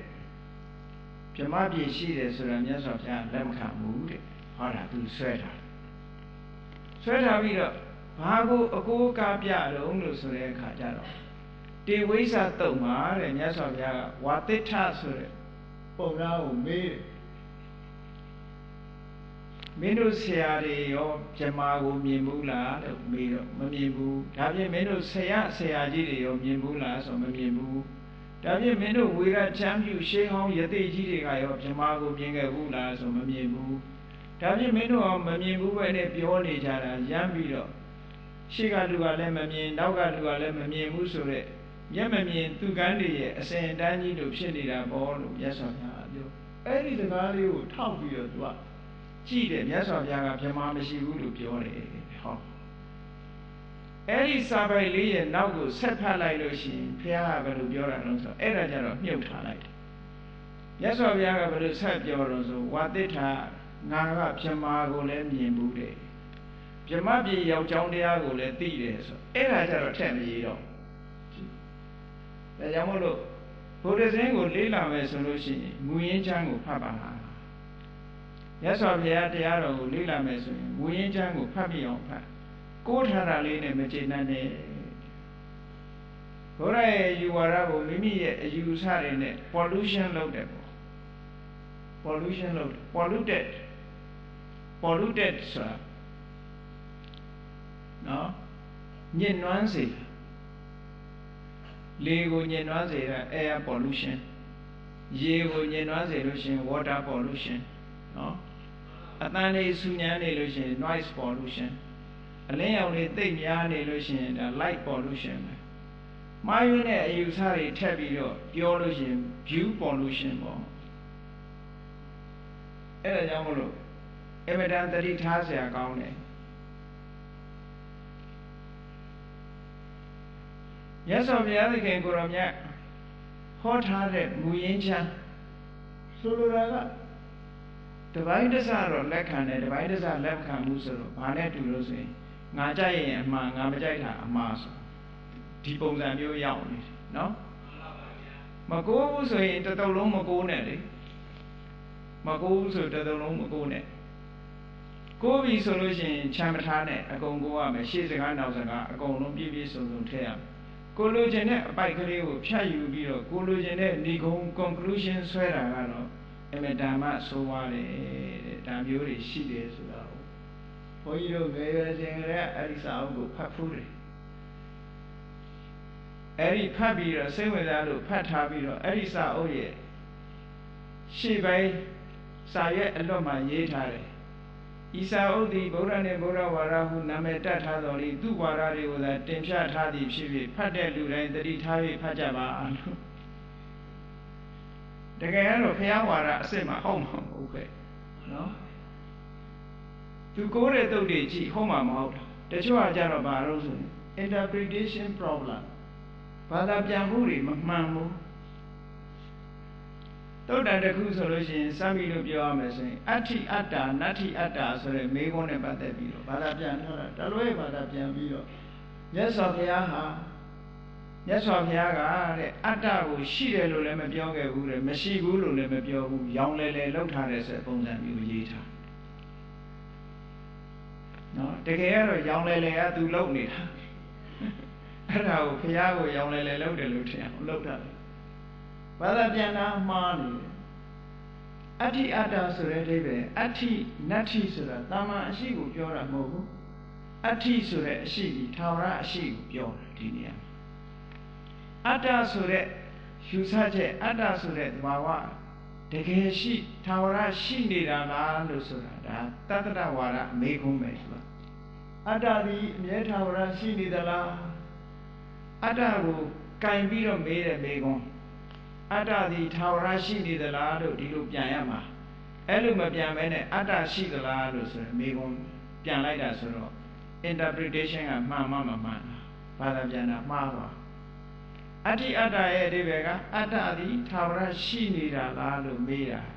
ထာဝရမြဲနေသလားလို့မေးတဲ့ဘောပဲနတ္တိအတ္တဆိုတာအတ္တသည်ထာဝရမရှိဘူးလားဒါဥစ္စေတဝါဒကိုမေးတာမြတ်စွာဘုရားကအတ္တကိုမှလက်ခံမထားသည့်အတွက်ကြောင့်အတ္တိနတ္တိဆိုတာဘယ်လိုလုပ်လာမှာတော့လာလို့ဘယ်လိုလုပ်ရမှာတော့အတ္တမှမရှိတာကိုမရှိတဲ့အတ္တကိုမြဲသလားမမြဲဘူးလားလို့မေးရင်ဘယ်လိုဖြေလို့ရနော်ဖြေလို့မရတဲ့မေခွန်းကြီးကိုဒါကြောင့်မို့မြတ်စွာဘုရားမဖြေတာကိုပဲဘုရားကိုရောင်းတယ်လေလုပ်တယ်လို့ထင်အောင်ရေးကြသေးတယ်ဒါလည်းတတိထားစရာအချက်ပဲအဲ့တော့30ဘုံဆိုတာဒီပြီးတော့မှသင်္ဃာချမ်းပါရင်ရေးတာမဟုတ်ဘူးတခြားနေရာတွေမှာလည်းပဲဘုံတွေအကြောင်းပါတာပဲဒီ30ဘုံဆိုတာအယမ်းမဲ့ပြောတဲ့ဘုံတွေမဟုတ်ဘူးဒီအလုပ်လုပ်လို့ရှိရင်ဒီအလုပ်လုပ်လို့ရှိရင်ဒီအကျိုးမျိုးရမယ်ဒီလမ်းလျှောက်ရင်ဒီစခန်းရောက်မယ်လို့ပြောတဲ့ဘုံတွေကြီးပဲကောင်းအဲ့ဒီဘုံတွေရဲ့ဘယ်လိုတ attva မျိုးတွေကအဲ့ဒီဘုံကိုရောက်တယ်သူတို့ရဲ့ပရိသေစိတ်တွေကဘာတွေလဲထိုဘုံမှာဘယ်လိုနေရတယ်ထိုင်ရတယ်အစပြီးတော့အသေးစိတ်ခေါ်ထားတာnonတိတိကျကျခေါ်ထားတဲ့ဟာရန်တမ်းပြီးတော့ပြောပြီးတော့ဟောတဲ့တရားမျိုးမဟုတ်ဘူးတဲ့ဒါကြောင့်မို့လို့တခါတရံများ30ဘုံဝါဒဖျားမဟုတ်ဘူးမျက်စိနဲ့မမြင်ရလို့မရှိဘူးလို့များတချို့တလေအယူဆမှားရွံ့မှာဆုံးလို့ပြောပြတာနော်ရှိနိုင်တယ်ဆိုတာကိုမမြင်ရပေမဲ့လို့ရှိနိုင်တာတွေရှိနေတာတွေအလောကမှာအများကြီးရှိတယ်ပေါ့လူတွေမြင်ရတာလူချင်းချင်းတော့မြင်ရမှာပေါ့တိရစ္ဆာန်တွေကိုမြင်ရတယ်အဲ့တော့ငရဲဆိုတာမမြင်ရဘူးတိတ်တာဆိုတာမမြင်ရဘူးနတ်တွေဆိုတာမမြင်ရဘူးမမြင်ရတာနဲ့မရှိဘူးလို့ပြောလို့မရဘူးတဲ့ကံတရားတွေရှိနေတယ်မတူညီတဲ့ကံတရားတွေကမတူညီတဲ့ဘုံဘဝကိုဖန်တီးမှာပဲလေမတူညီတဲ့ဘုံဘဝကိုရပြီးတော့မတူညီတဲ့ဘဝမှာနေကြရမှာဖြစ်တယ်ဒါကြောင့်မို့လို့ကိုမသိပေမဲ့လို့ဘုံဘဝတွေမတူညီဘူးဆိုဥပမာပဲဆိုရစို့သမထကျင့်စဉ်တစ်ခုကျင့်တဲ့ပုဂ္ဂိုလ်တရားဟာသမထကျင့်စဉ်ကိုမကျင့်တဲ့ပုဂ္ဂိုလ်နဲ့တူတူဖြစ်ရမယ်ဆိုရင်ယုတ်တိရှိပါမလားရှိပါဘူးဗျာသမထကျင့်စဉ်တစ်ခုကိုကျင့်လို့ဇံရသွားတယ်မနေ့ကပြောခဲ့တဲ့ပထမဇံရတယ်ဒုတိယဇံရတယ်တတိယဇံရတယ်သရုတ်ထဇံရတယ်ပဉ္စမဇံရတယ်ဟောအမြဲတမ်းထူးခြားတဲ့ကျင့်စဉ်တွေရောက်သွားပြီးတော့နိဗ္ဗာန်မရသေးပဲနဲ့ဇံတွေရတယ်ဆိုဒီပုဂ္ဂိုလ်တွေကလူပဲဖြစ်ရမယ်ဆိုလို့ရှိရင်ဘာထူးမှာတော့အဲ့တော့ဒီဇံပင်ရင်ရထားတဲ့ပုဂ္ဂိုလ်တွေရဲ့ဖြစ်ရဗြဟ္မာဘုံဆိုတာရှိကိုရှိရမှာပေါ့ဘာလို့လဲဆိုမတူညီတဲ့လောက်ရတဲ့သူ့မှာရှိနေတယ်ထူးခြားတဲ့လောက်ရတဲ့သူလောက်ထားတယ်ဒါတခုနဲ့တည်းပဲဒါအနုမာနလို့ခေါ်တယ်တိုက်ရိုက်မသိတဲ့ပုဂ္ဂိုလ်တွေတိုက်ရိုက်မြင်နိုင်တဲ့ဒီလန်းကတော့ဒိဗ္ဗစက္ခုရအောင်ကျင့်ပြီးတော့ဒိဗ္ဗစက္ခုရလို့ကြည့်ရင်တော့တေချာပေါက်မြင်ရပြီပေါ့ဒိဗ္ဗစက္ခုမရတဲ့ပုဂ္ဂိုလ်ကတော့အနုမာနနဲ့မှန်းပြောလို့ရပါတယ်အနုမာနဆိုတာအကျိုးကိုမြင်လို့ရှိရင်အကြောင်းကိုဖော်ထုတ်နိုင်တယ်အကြောင်းကိုမြင်လို့ရှိရင်လည်းအကျိုးကိုဖော်ထုတ်လို့ရတယ်ဒါကိုအနုမာန inference လို့ခေါ်တယ်မှန်းဆပြီးတော့ပြောတာအဲ့ဒီမှန်းဆချက်ဟာလည်းအလွန်မှန်ကန်တဲ့မှန်းဆချက်တွေပါအနုမာနဆိုတာမှန်ကန်တဲ့မှန်းဆချက်တွေပေါ့ရှိတယ်မိကိုတလူလူထွက်နေလို့ရှိရင်ကဲလူတိုင်းပြောလို့ရတာပဲမိကိုထွက်တဲ့နေရာသွားကြည့်မိရှိနေတယ်ဆိုတာမသေးကြဘူးလားကိုမြင်တာမိမမြင်ဘူးဒါပဲမိကိုပဲမြင်တာနော်သို့တော့ဒီမိကိုဆိုတာမိကထွက်တာဖြစ်သောကြောင့်မိရှိတယ်လို့ပြောလို့ရတယ်အောက်အရာမှာမြည်ရည်တွေတိုးနေလို့ရှိရင်အထက်အညာမှာမိုးတွေကြီးနေတယ်လို့ပြောလို့မရဘူးလားဟောပ ပြောတဲ့တိုင်ရောမမှန်ဘူးလားဒါအကျိုးတရားကိုကြည့်ပြီးတော့အကြောင်းတရားကိုဖော်ထုတ်တဲ့နည်းတဲ့အဲ့ဒါအနုမာနနည်းလို့ခေါ်တယ်အကြောင်းတရားကိုကြည့်ပြီးတော့လည်းအကျိုးတရားကိုသူတို့ပြောနိုင်တာပဲအေးဒီလူကမကောင်းတဲ့လမ်းလျှောက်နေတယ်မဟုတ်တာတွေလုပ်နေတယ်ဒုက္ခရောက်လိမ့်မယ်ဟောရောက်တာပဲနောက်ကြအကြောင်းကိုကြည့်ပြီးတော့အကျိုးကိုဆုံးဖြတ်တဲ့နည်းစာကြိုးစားနေတဲ့ကလေးတယောက်ကျောင်းမှန်တက်တယ်အေးဒီကလေးကတော့ထူးထူးချွန်ချွန်ဖြစ်မှာပဲဆိုတကယ်လည်းထူးချွန်လာစာမကျက်ဘူးမကောင်းတဲ့အပေါင်းအသင်းနေတဲ့ပေါင်းတယ်ဒီကလေးတော့ပျက်စီးတော့မှာပဲလို့ပြောရင်ဟောပျက်စီးသွားတာပဲဘာဖြစ်လို့လဲဆိုသူလုပ်နေတဲ့လုပ်ရဟာတွေကအကြောင်းတရားတွေပဲလေ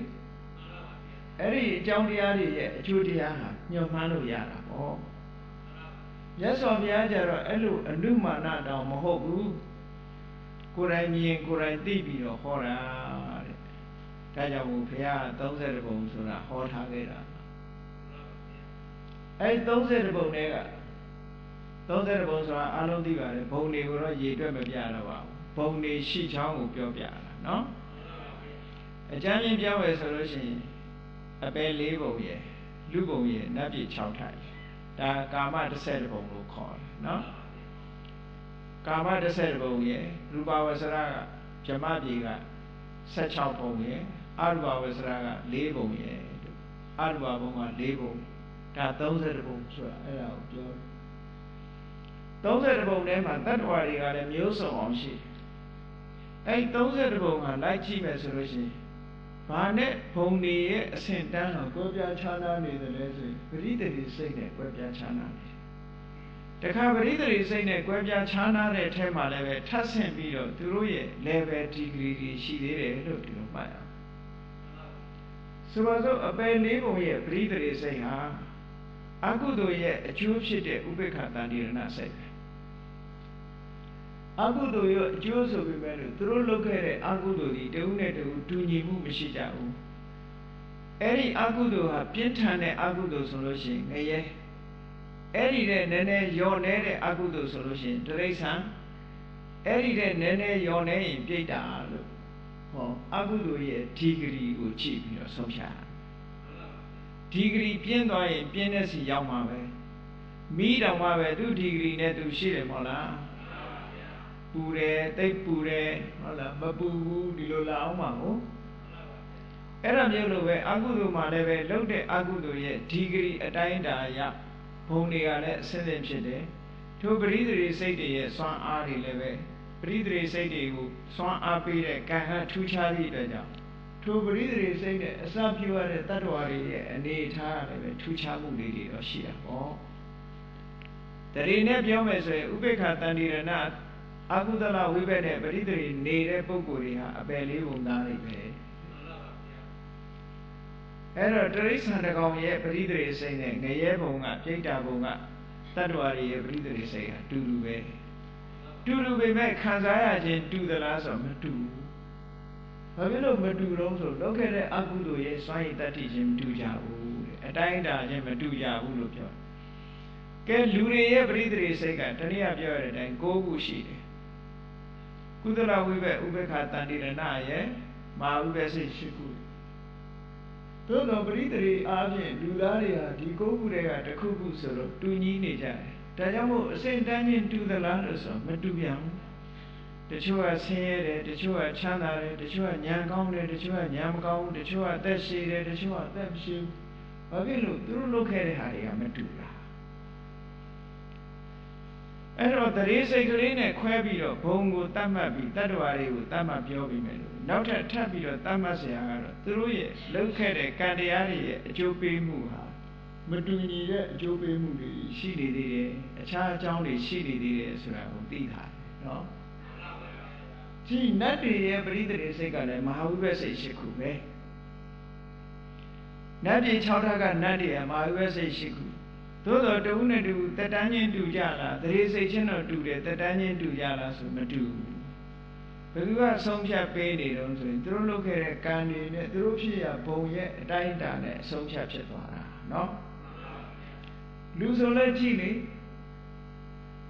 လူတွေရဲ့ဘဝအတိုင်းအတာအသက်ဟာ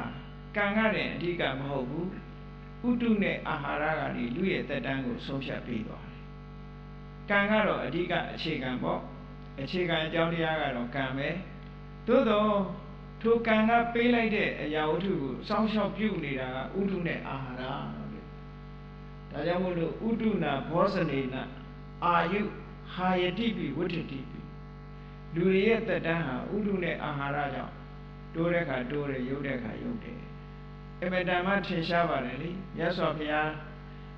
ချင်းဟာလေးသိခြင်းတဲ့ကွာတည်းပါရမီဖြစ်ရတာချင်းကံအားဖြင့်ပြိုင်မယ်ဆိုရင်ဘုရားတဆူနဲ့တဆူဟာမထူးခြားဘူးလို့ပြောရမှာပါလေးသိခြင်းတဲ့ကွာတည်းပါရမီဖြစ်တယ်ဘုရားရှင်ချင်းကြည့်လိုက်လို့ရှိရင်ဒီလိုပဲပါရမီဖြည့်ခဲ့ကြရတယ်သို့တော့တက်တန်းကြတော့မကွာဘူးလားကာရဝမြတ်စွာဘုရားကအသက်2000တန်းမှာလူဖြစ်လို့အသက်2000တန်းမှာပွင့်လို့အသက်2000ရှိတယ်ဂေါရဝမြတ်စွာဘုရားကျတော့100တန်းပွင့်လို့သက်တော်80ပဲနေရတယ်ဒါဖြင့်ဂေါရဝမြတ်စွာဘုရားကံကညံ့တယ်လို့ပြောလို့ရမလားဘာကအဆုံးဖြတ်ပေးသွားတော့ဆိုတော့ဥတုနဲ့အာဟာရကအဆုံးဖြတ်ပေးသွားတယ်ဒီခေတ်ဒီခြေနေရဲ့ဥတုနဲ့ဒီခေတ်ဒီခြေနေရဲ့အာဟာရလူရဲ့ခန္ဓာကိုယ်ကြီးကိုမိမ့်တိန်ကဒီလောက်ပဲလုံနိုင်တယ်ဒီတဲ့အကြောင်းလုံနိုင်မှုလို့ပြောတာနော်အဲ့တော့အခြားအကြောင်းတွေကိုလည်းထည့်စဉ်းစားရတယ်လို့ဒီလိုဆိုလို့ရတယ်တရေစိတ်ချင်းတူပေမဲ့လို့အခြေအနေချင်းမတူဘူးတဲ့လူဘဝလူတွေတောင်မှပဲအမျိုးစုံတူမှမတူပဲနဲ့အာဖရိကမှာမွေးတဲ့လူတွေကြတော့မဲနော်ဥရောပမှာမွေးတဲ့လူတွေကြတော့ဖြူတယ်အာရှမှာမွေးတဲ့လူတွေကြတော့ဝါဝါလေးတွေရွှေရောင်လေးတွေဖြစ်နေဟုတ်လားအယောင်မတူတာတွေဘာဖြစ်လို့မတူတာတုံးလို့ဆိုလို့ရှိရင်ခုနပြောခဲ့တဲ့ဒေသရဲ့ဥပနိဒေယပစ္စည်းတွေလည်းပါတာပေါ့လူရဲ့မျိုးနွယ်လည်းပါတာပေါ့အကြောင်းတွေအများကြီးတွေပဲเนาะအဲ့ဒါလို့သို့တော်လူသားတွေရဲ့ပရိသေစိတ်ဒီမာဥပ္ပစိတ်၈ခုနဲ့ဥပ္ပခာတန်ဒီရဏကုသလဝိပဲအဲ့ဒီ၉ခုတွေတစ်ခုခုပဲနတ်တွေရဲ့ပရိသေစိတ်ကလည်းထိုးတူပဲလို့အဲ့တော့လူပြည်ရဲ့နတ်ပြည်၆ထပ်ရဲ့သူဂတိဘုံ9ဘုံကာမသူဂတိဘုံ9ဘုံအဲ့ဒါတွေကတာမန်ရိုးရာအဖြစ်ဒါနကောင်းမှုလုပ်သူတွေသီလဆောက်တည်ခဲ့သူတွေဥပုသ်ဆောင်သုံးတဲ့ပုဂ္ဂိုလ်တွေရောက်တဲ့ဘုံတွေကြီးပဲဒါဒီအဆင့်နဲ့ရောက်တဲ့ဘုံတွေလို့ဒီလိုပြော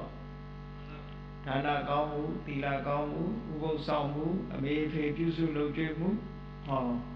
အဲ့ဒါတွေကဟောဒီနတ်ပြည်6ထပ်နဲ့လူဘုံကိုရောက်ရှိစေတယ်အေးငရဲဘုံပြိတ္တာဘုံတရိစ္ဆာန်ဘုံဆိုတဲ့ဘုံတွေရောက်တာကြတော့ခုနကထူးစရိုက်တွေလုပ်တဲ့ပုဂ္ဂိုလ်တွေရဲ့လို့ရအတိုင်းဒီလမ်းတိုင်းသူတို့ရဲ့စခန်းဟာရောက်ရှိသွားတာပဲအဲ့တော့ဒါတွေကိုဒီလိုပြောရုံနဲ့ဘုံနဲ့မြောက်တယ်လို့ဒီလိုပြောလို့ပဲရမလဲမြောက်တာမှမဟုတ်ပဲเนาะဘုံနဲ့မြောက်တာတော့ငရဲနဲ့6တာတော့မရှိပါဘူး6ပါဘူးသူကသူကြောက်ချင်းကြောက်မှာပေါ့အဲ့တော့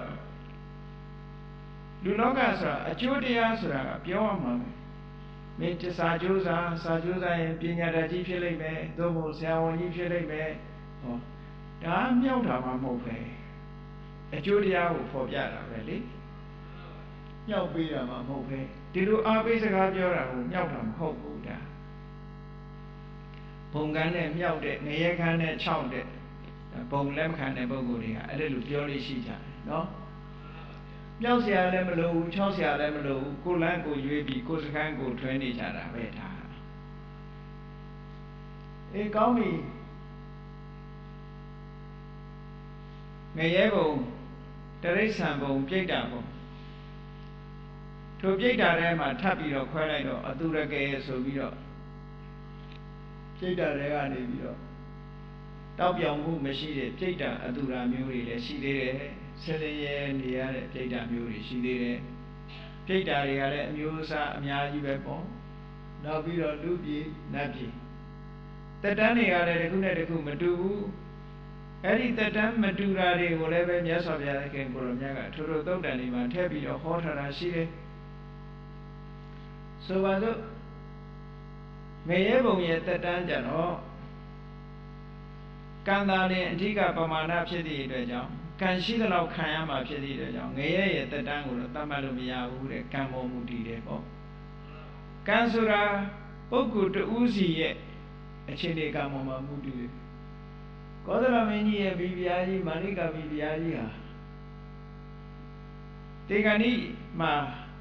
စိတ်ဆင်းရဲပြီးတော့ဒေါမနတနဲ့တည်သွားရသည့်အတွက်ကြောင့်အဝိဇ္ဇိငရဲကျသွားရှာတယ်သို့တော်သူအဝိဇ္ဇိငရဲမှာ9ရက်ပဲကြာတယ်9ရက်ကလူတွေရဲ့အရေးအတွက်နဲ့9ရက်ပဲကြာသူတက်တန်းဟာအဲ့တော့ပဲခံရတယ်အဲ့ဒီတည်းပို့မခံရဘူးเนาะအဲ့ဒါကြောင့်မလို့ငရဲဘုံမှာကံတန်နဲ့အဓိကဖြစ်သည့်အတွက်ကြောင့်တက်တန်းကိုတတ်မှတ်ပြောလို့မရဘူးလူတွေရဲ့တက်တန်းကလည်းတည်မြဲမှုမရှိဘူးတဲ့အခုခေတ်တက်တန်းကတော့ကောရောမြတ်စွာဘုရားမပွင့်ခင်အခုပွင့်ပြီးတဲ့နောက်ထိအောင်တရားတန်းလိုပဲဒီလိုတတ်မှတ်ပြီးတော့ပြောကြရတယ်တရားတန်းအောက်ပူတော့မပူဘူးရောဖို့ပဲရှိတယ်ပေါ့ဒါတရားတန်းလိုပဲပြောရတယ်လူရဲ့နည်းနည်းအထက်တန်းကြတဲ့သတုမာရိနတ်ဘုံကိုကြည့်လိုက်မယ်ဆိုလို့ရှိရင်လူတွေရဲ့အနှစ်90မှသတုမာရိနတ်ပြည်ကတရက်ပဲရှိသေးတယ်အဲ့ဒီတရက်နဲ့တွက်လိုက်လို့ရှိရင်သူတို့တက်တန်းသူတို့အရေးအတွက်နဲ့အနှစ်900အသက်ရှိတယ်ဟောဒီလိုရှိသွားတာဝရိန္ဒနတ်ပြည်ကြတော့လူတွေအနှစ်100မှသူတို့ကတရက်အဲ့ဒီအချိုးစားနဲ့နှစ်နဲ့မြောက်ပြီးတော့တက်သွားမယ်နောက်လူတွေကတွက်တဲ့လူတွေကရေတွက်တဲ့တက်တန်းနဲ့ပြောမယ်ဆိုရင်4နဲ့မြောက်သွားရမယ်သတုပါရိနတ်ပြည်ကအနှစ်9သန်းဆိုလို့ရှိရင်အဲ့ဒါကို4နဲ့မြောက်သွားလိုက်လို့ရှိရင်တာဝရိန္ဒနတ်ပြည်ရဲ့လူတွေကတွက်တဲ့အသက်ကိုသိမယ်4နဲ့ကြီးပဲမြောက်တက်သွားလို့ရှိရင်အဖြေတွေထွက်လာမှာပေါ့အဲ့ဒါကိုသိညိုကပြောတာတတောစတုကုဏံတာဝရိန္ဒနံတတောစတုကုဏံယာမနံဆို4ယောက်ထားကိုပြောတာမှန်တော့ရှင်းကတော့သို့တော့တီကာကျမ်းဒီမှာနေနစညင်းနစတို့အဲ့ဒါတွေထည့်ပြောတော့နည်းနည်းရှုပ်ထွေးသွားမရှုပ်ထွေးဘဲနဲ့4နဲ့မြောက်တယ်ဆိုရင်ဒါပြီးသွားလူသက်တန်းကို4နဲ့မြောက်လိုက်မယ်လူတွေရဲ့လူတွေကတွက်တဲ့သက်တန်းကိုနတ်ဘုံတစ်ပုံနဲ့တစ်ပုံက4နဲ့မြောက်ပြီးတော့တက်သွားလိုက်လို့ရှိရင်သူတို့ရဲ့အဖြေကရနိုင်တယ်အဲ့လိုသက်တမ်းတွေဟာတစ်ခုနဲ့တစ်ခုရှည်သွားတာဒါရိုးရိုးကုသိုလ်ကောင်းမှုပြုလုပ်တဲ့ပုဂ္ဂိုလ်တွေရဲ့ဖြစ်ရဘုံဌာနတွေပဲငရဲဘုံဆိုတာအလုံးလည်းသိတယ်ဒေဝဒုတသုတ်တံမှာဆိုလို့ရှိရင်ငရဲဘုံမှာငရဲကြသွားတဲ့ပုဂ္ဂိုလ်တွေကိုယမမင်းကြီးဆိုတာငရဲသားတွေကိုအုပ်ချုပ်နေတဲ့ယမမင်းကြီးဆိုတာရှိတယ်ယမမင်းကြီးကိုဘုရားစာပေမှာသူတော်ကောင်းလို့သတ်မှတ်တယ်ဘာဖြစ်လို့လဲဆိုယမမင်းကြီးကငရဲပြည်ကြလာတဲ့ပုဂ္ဂိုလ်တွေကဲတင်လို့ရမယ့်ပုဂ္ဂိုလ်ကဲတင်ဖို့ဆိုတဲ့အနေအထားမျိုးနဲ့နေတာဆွဲချဖို့သူနေတာမဟုတ်ဘူးနော်တွန်းပို့ဖို့နေတာမဟုတ်ဘူးအချွန်နဲ့မဖို့မဟုတ်ဘူးအစင်းကိုဘိမ့်တက်ပေးဖို့လားနေတာမဟုတ်ဘူးဒုက္ခမရောက်ထိုက်တဲ့ပုဂ္ဂိုလ်တွေကိုမရောက်အောင်ကဲတင်ဖို့ဆိုပြီးတော့ဖြည့်ရှင်းဖို့ဆိုပြီးတော့သူကလာပြီးတော့နေတာယမမင်းဆိုတာသူကသူတော်ကောင်းကြီးသူကအမြဲတမ်းတောင်းတတယ်တဲ့ငါလူဘဝဖြစ်ပါရစေဟုတ်လားငါလူဖြစ်တဲ့အချိန်မှာဘုရားပွင့်တာနဲ့ကြုံပါရစေအဲ့ဒီဘုရားကိုလည်းပဲငါစိကကိုယ်ွယ်နေပါရစေလူလည်းဖြစ်တယ်ဘုရားလည်းပွင့်တယ်ဘုရားစီရောက်ချင်မှရောက်တာနော်အဲ့လိုပုဂ္ဂိုလ်လည်းရှိတယ်ဒါကြောင့်မို့လို့အကြောင်းဆိုတာအကုန်ပြည့်စုံအောင်လုပ်ရလူလည်းဖြစ်ရမယ်ဘုရားပွင့်တဲ့အချိန်နဲ့လည်းကြိုက်ရမယ်ဘုရားစီကိုလည်းတွားရောက်စိကရမယ်ဘုရားကလည်းတရားဟောရမယ်ဘုရားဟောတဲ့တရားကိုလည်းသိပြရစေဟောအဲ့ဒါမှပြည့်စုံတယ်နော်ဆူတောင်းလို့ရှိရင်အဲ့ဒါလိုဆူတောင်းအောင်အဲ့ဒါလိုသူကအမြဲတမ်းတောင်းတတယ်လူဖြစ်ပြရစေလူဖြစ်နေတဲ့အချိန်မှာဘုရားပွင့်တာနဲ့ကြုံပါရစေဘုရားကိုလည်းစိကပြရစေဘုရားကလည်းသူ့ကိုတရားဟောပါစေဟောတဲ့တရားကိုလည်းသူနာပါရစေနာပြီးတော့လည်းသိပါရစေဟောယမမင်းကြီးကအမြဲတမ်းဆုတောင်းတယ်ဒုစရိုက်လုပ်ငန်းတွေလုပ်ပြီးတော့ငရဲရောက်သွားတဲ့ပုဂ္ဂိုလ်ဆိုလို့ရှိရင်ငရဲသားတွေက အဲ့ဒီငရဲကြလာတဲ့ငရဲကိုမယောင်မလည်နဲ့ရောက်လာတဲ့လူအစ်စ်တတ္တဝါအစ်စ်ကိုဂျမမင်းကြီးစီခေါ်လာနေရှိတယ်ခေါ်လာတဲ့အခါကျတော့သူတို့ကဘာလုပ်တုံးဆိုရင်အရှင်မင်းကြီးဟောဒီလူဟာအမေကိုလည်းမပြုစုဘူးအဖေကိုလည်းမပြုစုဘူးဆွေတွေမျိုးတွေကအသက်အရွယ်ကြီးတဲ့ပုဂ္ဂိုလ်တွေကိုလည်းဂရုမစိုက်ဘူးသမဏပြမဏဆိုတဲ့ဘာသာရေးပုဂ္ဂိုလ်တွေကိုလည်းလေးစားမှုမပြုဘူးကုသိုလ်ကောင်းမှုလည်းမလုပ်ဘူးဥပုပ်လည်းမဆောင်ဘူးကောင်းမှုမလုပ်တဲ့ပုဂ္ဂိုလ်မကောင်းတဲ့ဒုစရိုက်တွေလုပ်လာတဲ့ပုဂ္ဂိုလ်သူ့ကိုအပြစ်ထံခတ်ပါလို့ဆိုပြီးသူစီလာပို့ကြတယ်ပို့ပြီဆိုတဲ့အတိုင်းပဲယမမင်းကြီးကမေးတယ်သူ့ကိုမင်းလူပြေမှာပထမဆုံးနတ်တမန်ဆိုတာကိုမင်းတွေးခဲ့သလားလို့အဲ့ဒီဘေကုံကိုစမေးတယ်ဟိုလူကမတွေးခဲ့ဘူးတဲ့တမန်ဆိုတော့ဟိုလူကကြောင်တောင်ဖြစ်နေဘယ်ကတမန်တော်တုံးဆိုမတွေးခဲ့ဘူးတဲ့နော်ငါဆိုလိုတာကိုသေချာနားထောင်မင်းလူပြေမှာတဲ့အသက်အရွယ်ကြီး80 90အရွယ်ကြီးကခါရီကိုင်းလို့နားရီထိုင်းလို့ဆံမင်းတွေဖြူသွားတွေကျိုးအဲ့လိုအဖိုးအိုကြီးဖွားအိုကြီးတွေမင်းမမြင်ဘူးလားလို့ဆိုမြင်ဘူးပါလေအဲ့ဒီမြင်ဘူးတဲ့အချိန်မှာတော့ငါတဲ့မင်းမစင်စားဘူးလားငါလည်းတနေ့ကျတော့အိုအောင်မှလို့မင်းမတွေးမိဘူးလားဒါဒီမစင်စားခဲ့ဘူးပါဘူးတဲ့မိမိလျော့ရောနေခဲ့ပါတယ်မိမိလျော့ရောနေတယ်ဆိုတာ तू ဘာမှမလုပ်ခဲနေတာပြောတာမဟုတ်ဘူးကုသိုလ်ကောင်းမှုတစ်စုံတစ်ခုမလုပ်တာစဉ်းစားရမှာကငါလည်းတနေ့ကျတော့အိုအောင်မှပဲကိုချင်းတော်ကိုမလွန်မြောက်နိုင်သေးဘူးမအိုခင်ငါကောင်းတာလေးတွေလုပ်အောင်မှပဲဆိုတဲ့ကုသိုလ်လုပ်ဖို့ရအတွက်စိတ်ကိုဥမလဲ့ဘူးကာမဂုဏ်အာယုံကိစ္စတွေနဲ့ပဲအချိန်ကုန်ပြီးတော့သွားတာကိုပမာဒလို့ခေါ်တယ်တဲ့နော်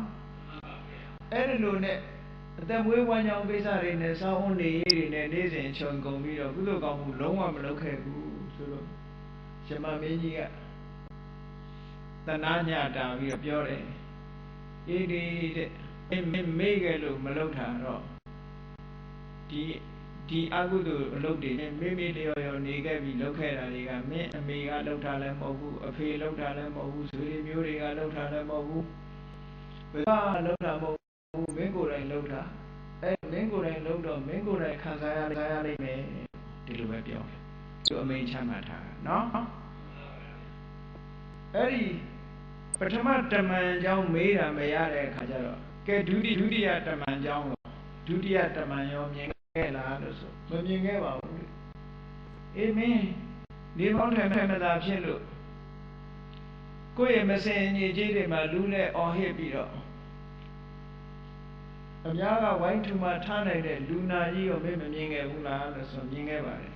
အဲ့ဒီလိုမြင်တဲ့အခါမှာမင်းတိထပ်ပြီးတော့စဉ်းစားခဲ့ဘူးလားငါလည်းပဲဒီနေ့နာရအောင်ပါပဲနာခြင်းသဘောတရားကိုငါမလွန်မြောက်နိုင်သေးဘူးမနာခင်ကကုသိုလ်ကောင်းမှုတွေလက်အောင်ပါပဲဆိုတဲ့အတွေ့အလေးမင်းမပေါက်ဘူးလားဆိုမပေါက်ခဲ့မိပါဘူးတဲ့စာဝတ်နေရေးတွေနဲ့အချိန်ကုန်သွားပြောလို့ပါလို့အာယုန်တွေထဲမှာပဲအချိန်ကုန်သွားခဲ့တယ်ဟောလူကဘယ်လောက်ကြောက်စရာကောင်းတော့နော်လောကကြီးစားတော့ပြီးတော့ဒီတိုင်းပဲအချိန်ကုန်သွားတယ်ကုသိုလ်ကောင်းမှုဆိုတာတခုမှမလုပ်ဘူးဒါနဲ့ယမမင်းကြီးကခုနလိုပဲပြောတယ်မေးလို့မင်းမလုပ်ခဲ့တာမင်းလုပ်ခဲ့တဲ့အကုသိုလ်တွေကမင်းပဲလုပ်တာမင်းအမေဖေလုပ်တာမဟုတ်ဘူးအဲ့တော့မင်းလုပ်တာမင်းပဲခံရလိမ့်မယ်နောက်တစ်ခါတတိယတမန်ရောမတွေ့ခဲ့ဘူးလားလို့ဆိုမတွေ့ခဲ့ပါဘူးသေဆုံးသွားတဲ့လူတွေမတွေ့ခဲ့ဘူးလားလို့ဆိုတွေ့ခဲ့ပါတယ်အဲ့ဒီလူတွေတွေ့တဲ့အခါကျတော့ငါလည်းပဲဒီနေ့သေရအောင်မှလို့မတွေ့ဘူးလားတဲ့တွေးပြီးတော့မသေးခင်ငါကောင်းတာတွေလုပ်အောင်မှပဲလို့မစဉ်းစားခဲ့ပြီးစဉ်းစားပြီးတော့ကောင်းတာတွေမလုပ်ခဲ့ဘူးလားဆိုမေးလျော့ခဲ့ပါတယ်မလုပ်မိပါဘူးတဲ့ဟောဒီလိုပဲဖြစ်အဲ့ဒီကြတော့ယမမင်းကြီးကတမန်3ယောက်သူနာသူသေးဆိုတဲ့တမန်3ယောက်အကြောင်းမေးစစ်ပြီးတဲ့အခါကဲမင်းထိုင်တဲ့မင်းကအကယ်၍သူကကုသိုလ်ကောင်းမှုများရှိလို့ရှိရင်သူကဖော်ပြီးတော့ပေးတယ်ဖော်ပေးရင်လည်းပဲအဲ့ဒီပုဂ္ဂိုလ်ကကုသိုလ်ကိုတတိယပြီးတော့သူကံအရှိန်နဲ့လွတ်သွားတာယမမင်းကလွတ်ပေးတာမဟုတ်ဘူးနော်သူကကူညီုံတက်ပဲ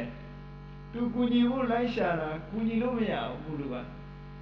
ကောင်းတာလေးကတစ်စက်မှမတွေ့ဘူးမကောင်းတာတွေနဲ့တွေ့တော့ကဲမင်းထိုင်နေမင်းကန်လို့ဆိုတော့တခါတည်းငရဲသားတွေကသူ့ကိုဆွဲခေါ်သွားပြီးတော့ဘယ်ဘက်လက်ထဲမှာတန်ကြောင်ကြီးထိုးထည့်လိုက်တယ်မီးရဲရဲနဲ့တန်ကြောင်ကြီးထိုးထည့်လိုက်ညာဘက်လက်ထဲမှာတန်ကြောင်ကြီးထိုးထည့်လိုက်တယ်ဘယ်ဘက်ခြေထောက်မှာတန်ကြောင်ကြီးထိုးရိုက်လိုက်တယ်ညာဘက်ခြေထောက်မှာလည်းမီးရဲရဲတောက်နေတဲ့တန်ကြောင်ကြီးထိုးရိုက်ပြီးရင်ဝမှာလည်းပဲတန်ကြောင်ကြီးထိုးရိုက်လိုက်တယ်တဲ့တာမန်လူတယောက်ဆိုတော့သေမှာပေါ့ငရဲသားမသေဘူးတဲ့ဘာဖြစ်လို့လဲကံမကုန်သေးရင်မသေဘူးတဲ့ခံရဖို့တက်ပဲဒီလိုမီးပူနေတဲ့တန်ကြောင်ကြီးရဲရဲတောက်နေတဲ့တန်ကြောင်ကြီးရင်ဝထိုးထားတော့မှမသေဘူးတဲ့သူကအော်ဟစ်ပြီးတော့အသက်ကရှင်းနေတော့မယ်မောင်သက်ပြင်းဆိုတာငရဲပြေမှာရှိတာနော်ကံမကုန်မချင်းသူတို့ဘယ်တော့မှမသေးဘူးတဲ့အိုးအဲ့ဒီငရဲပြေမှာညှင်းဆဲလိုက်ပုံတော့အမျိုးမျိုးပဲဆောင်းထိုးဆွဲပြီးတော့ဓမ္မတွေနဲ့ခုတ်တယ်လှဲဆွဲပြီးတော့နွားလိုမောင်းတယ်မြေရလည်းပဲဟုတ်လားတန်ရဲနေမီးရဲတောက်နေတဲ့တန်ဘူးမြေကြီးပေါ်မှာမီးတောင်ကြီးကိုတက်ခိုင်းတယ်မတက်ရင်နောက်ကရိုက်တယ်ဟောအဲ့ဒီလူတွေလုပ်ပြီးနောက်ဆုံးကြတော့ဘယ်ထဲပြစ်ချတော့ဆိုငရဲအိုးကြီးတွေပြစ်ချတယ်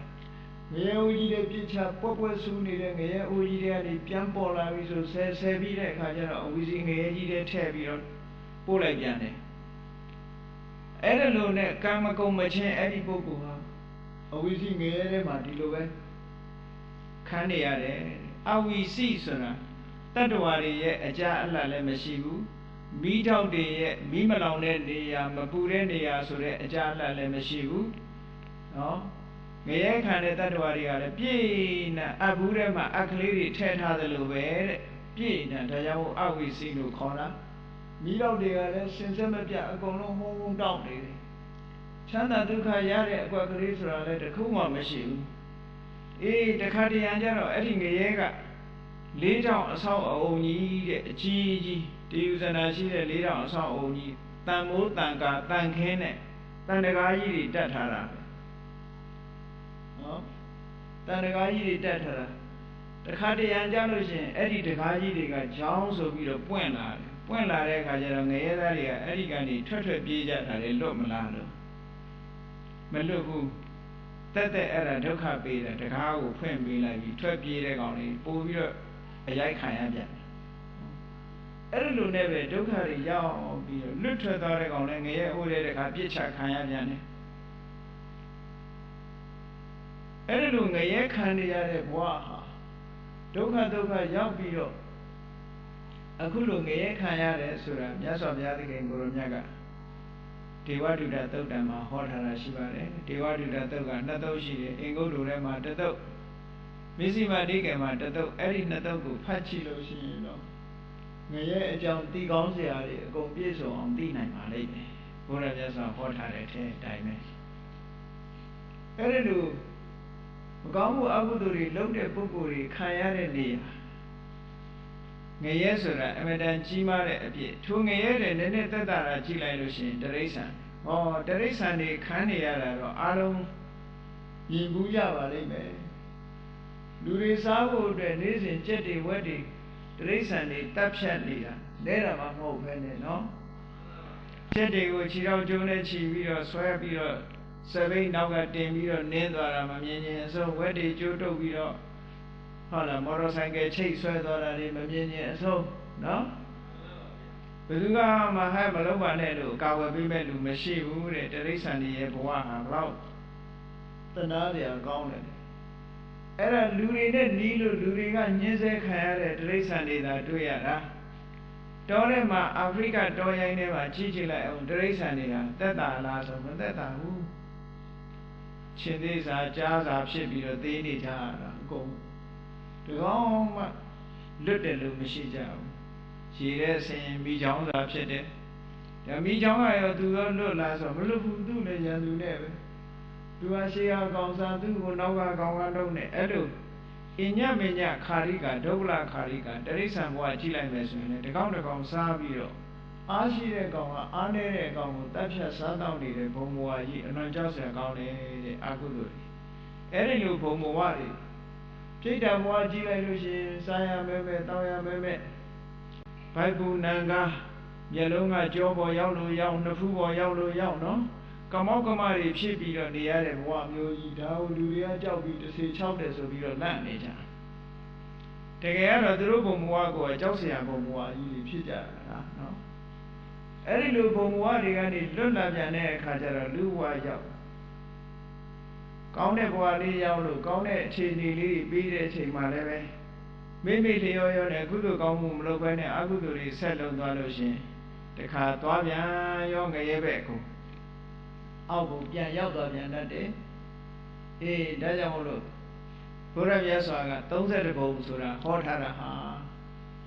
ကိုရောမြတ်ကိုရောတိုင်းကံတရားတွေရဲ့အကြောင်းကိုသိရှိပြီးတော့ထိုကံတရားတွေလုံးနေတဲ့ပုဂ္ဂိုလ်တွေဟာဘယ်ကံကိုလုံးရင်ဘယ်ဘုံသွားတယ်ဆိုတာကိုယ်တိုင်သိတယ်ဟိုသမထကျင့်စဉ်ကျင့်လို့မေတ္တာကရုဏာမုဒိတာဥပေက္ခစတဲ့ဘာဝနာတရားတွေပွားလို့ကတိုင်းစားတဲ့သမထကျင့်စဉ်တွေကိုကျင့်လို့ဇံပင်ရှင်တွေပေါက်ရောက်သွားတဲ့ပုဂ္ဂိုလ်တွေကြတော့ဗြဟ္မပြေရောက်ပြီးအသက်တွေရှည်ကျင်တိုင်းရှည်နေတယ်တခါထို့အတူယုတ်တရားတွေကိုဆွတ်ဆွတ်ယွံမုန်းပြီးတော့ပိစကဇံကိုတိုးမြင့်ပွားတဲ့ပုဂ္ဂိုလ်တွေကြတော့ယုတ်တရားမရှိတော့တဲ့အရူပဘုံမှာရောက်နေတယ်လို့ဒီလိုတ attva မျိုးတွေကလည်းလောကမှာရှိသေးတယ်ချမ်းသာဒုက္ခရနေတဲ့တ attva ကမ္ဘာလောကကြီးတစ်ခုလုံးကိုကြည့်လိုက်မယ်ဆိုလို့ရှိရင်32ဘုံဟာတ attva မျိုးစုံတို့ရဲ့ချင်းလီဖြစ်တည်ရာဖြစ်ပြီးတော့မိမိတို့ကံအားလျော်စွာတ attva တွေကတန်တရားထဲမှာလက်ပတ်နေကြတယ်ဆိုတဲ့အကြောင်းအဘိဓမ္မာရှုထောင့်ကနေပြီးတော့ကြည့်မယ်ဆိုလို့ရှိရင်တော့ကံတရားအဓိကပဲကံတရားကနေဖန်တီးထားတဲ့ပရိသတ်တွေအားလျော်စွာထို့ဘုံဘဝမှာတ attva တွေဖြစ်ကြရတယ်ဖြစ်လာတဲ့ဘုံဘဝမှာကုသိုလ်ကောင်းမှုကိုမလုပ်နိုင်မဲနဲ့အကုသိုလ်တွေကိုဆက်ပြီးတော့လုပ်နေမယ်ဆိုလို့ရှိရင်ဒီတန်တရားဝတ်ထဲမှာတည်ငြိမ်မှုရမှာမဟုတ်ပါဘူးဒါကြောင့်မို့ဗမာပြည်မှာဗမာစာထဲမှာအဆိုစကားတစ်ခုရှိတယ်ဗြဟ္မပြည်မှာတဝင်းဝင်းဝယ်စခြင်းမှာတရှုပ်ရှုပ်ဗြဟ္မဘဝကနေပြီးတော့ချက်ချင်းကြီးဗြဟ္မာတွေရဲ့သမထကျင့်စဉ်ရဲ့စွမ်းအားကုသိုလ်ကအမတန်မှပြင်းထန်လို့ဗြဟ္မပြည်ကတေးလေးတင်ချင်းတော့ဝက်တော်မဖြစ်နိုင်ဘူးပေါ့လူဘုံဖြစ်စေနတ်ဘုံဖြစ်စေတဘုံဘုံမှာဖြစ်ပြီးတဲ့နောက်တတိယဘဝကြတော့မှတော့ဝက်ဘဝဖြစ်ဖို့ရမလွတ်သေးဘူးတဲ့ဘာဖြစ်လို့မလွတ်သေးတာတော့ဆိုအတွင်းသဏ္ဍာန်မှာမရှင်းသေးဘူးတဲ့ဘုန်းကြီးတို့တွေအတွင်းရှင်းအောင်အရင်လုပ်ရမယ်အတွင်းထဲမှာရှုပ်နေတယ်အဲ့ဒါကအဓိကပဲအတွင်းကအရှုပ်တွေဆိုတာဘာတွေတော့ဆိုရင်လောဘဒေါသမောဟစတဲ့ကိလေသာတွေပဲအဲ့ဒီလောဘဒေါသမောဟစတဲ့ကိလေသာတွေရှိနေသေးတယ်များအမှားယွင်းဆိုတဲ့မကောင်းတဲ့ကံတွေကိုလုံးမိနေဥမှာပဲလုံးမိနေသေးတယ်များတန်တရားထဲမှာ30ဘုံမှာလှည့်လည်ပြီးတော့ကောင်းတာလုံးမိတဲ့အလှဲ့ကောင်းတဲ့ဘက်ရောက်သွားလိုက်မကောင်းတာလုံးမိတဲ့အလှဲ့မကောင်းတဲ့ဘက်ရောက်လာလိုက်တဲ့စုံကြီးဆန်းကြီးအတိမကျဘဝခရီးမှာဒီလိုရှောင်လန်းနေကြရအောင်ပါဆိုတာဘုရားမြတ်စွာရဲ့အမြင်အရ32ဘုံဝါဒဟာကံပေါ်မှာအခြေတည်နေသည့်အတွက်ကြောင့်မိမိသာလင်ဗราဏပဲအဓိကကတော့မိမိသာလင်ဗราဏမိမိကောင်းလို့ရှိရင်ကိုကောင်းရင်ခေါင်းပဲမှမရွေ့ဆိုတာနော်ဆရာတော်ကြီးဘာပြောတာလဲခေါင်းမရွေ့ဘူးဆိုတာဘာပြောတာတော့ဆို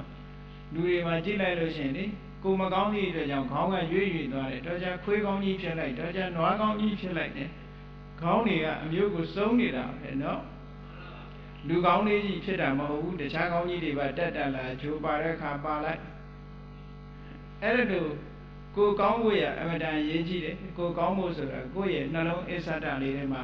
အရေးကြီးတယ်32ဘုံရှိသလားမရှိဘူးလားဆိုတာအရေးမကြီးဘူးကိုယ့်ရဲ့နှလုံးသားထဲမှာအကုသိုလ်တရားတွေမဖြစ်ဖို့ဆိုတာအမတန်မှအရေးကြီးတယ်ဆိုတာကိုယ်စီကိုယ်ငါသဘောကျပြီးအကုသိုလ်တရားတွေဖယ်ရှားနိုင်အောင်ကုသိုလ်တရားတွေကြိုးစားနိုင်အောင်တိုးပွားနိုင်အောင်ကြိုးစားကြင်ကြံကြိုးကိုအားထုတ်နိုင်ကြပါစေကုန်သတည်း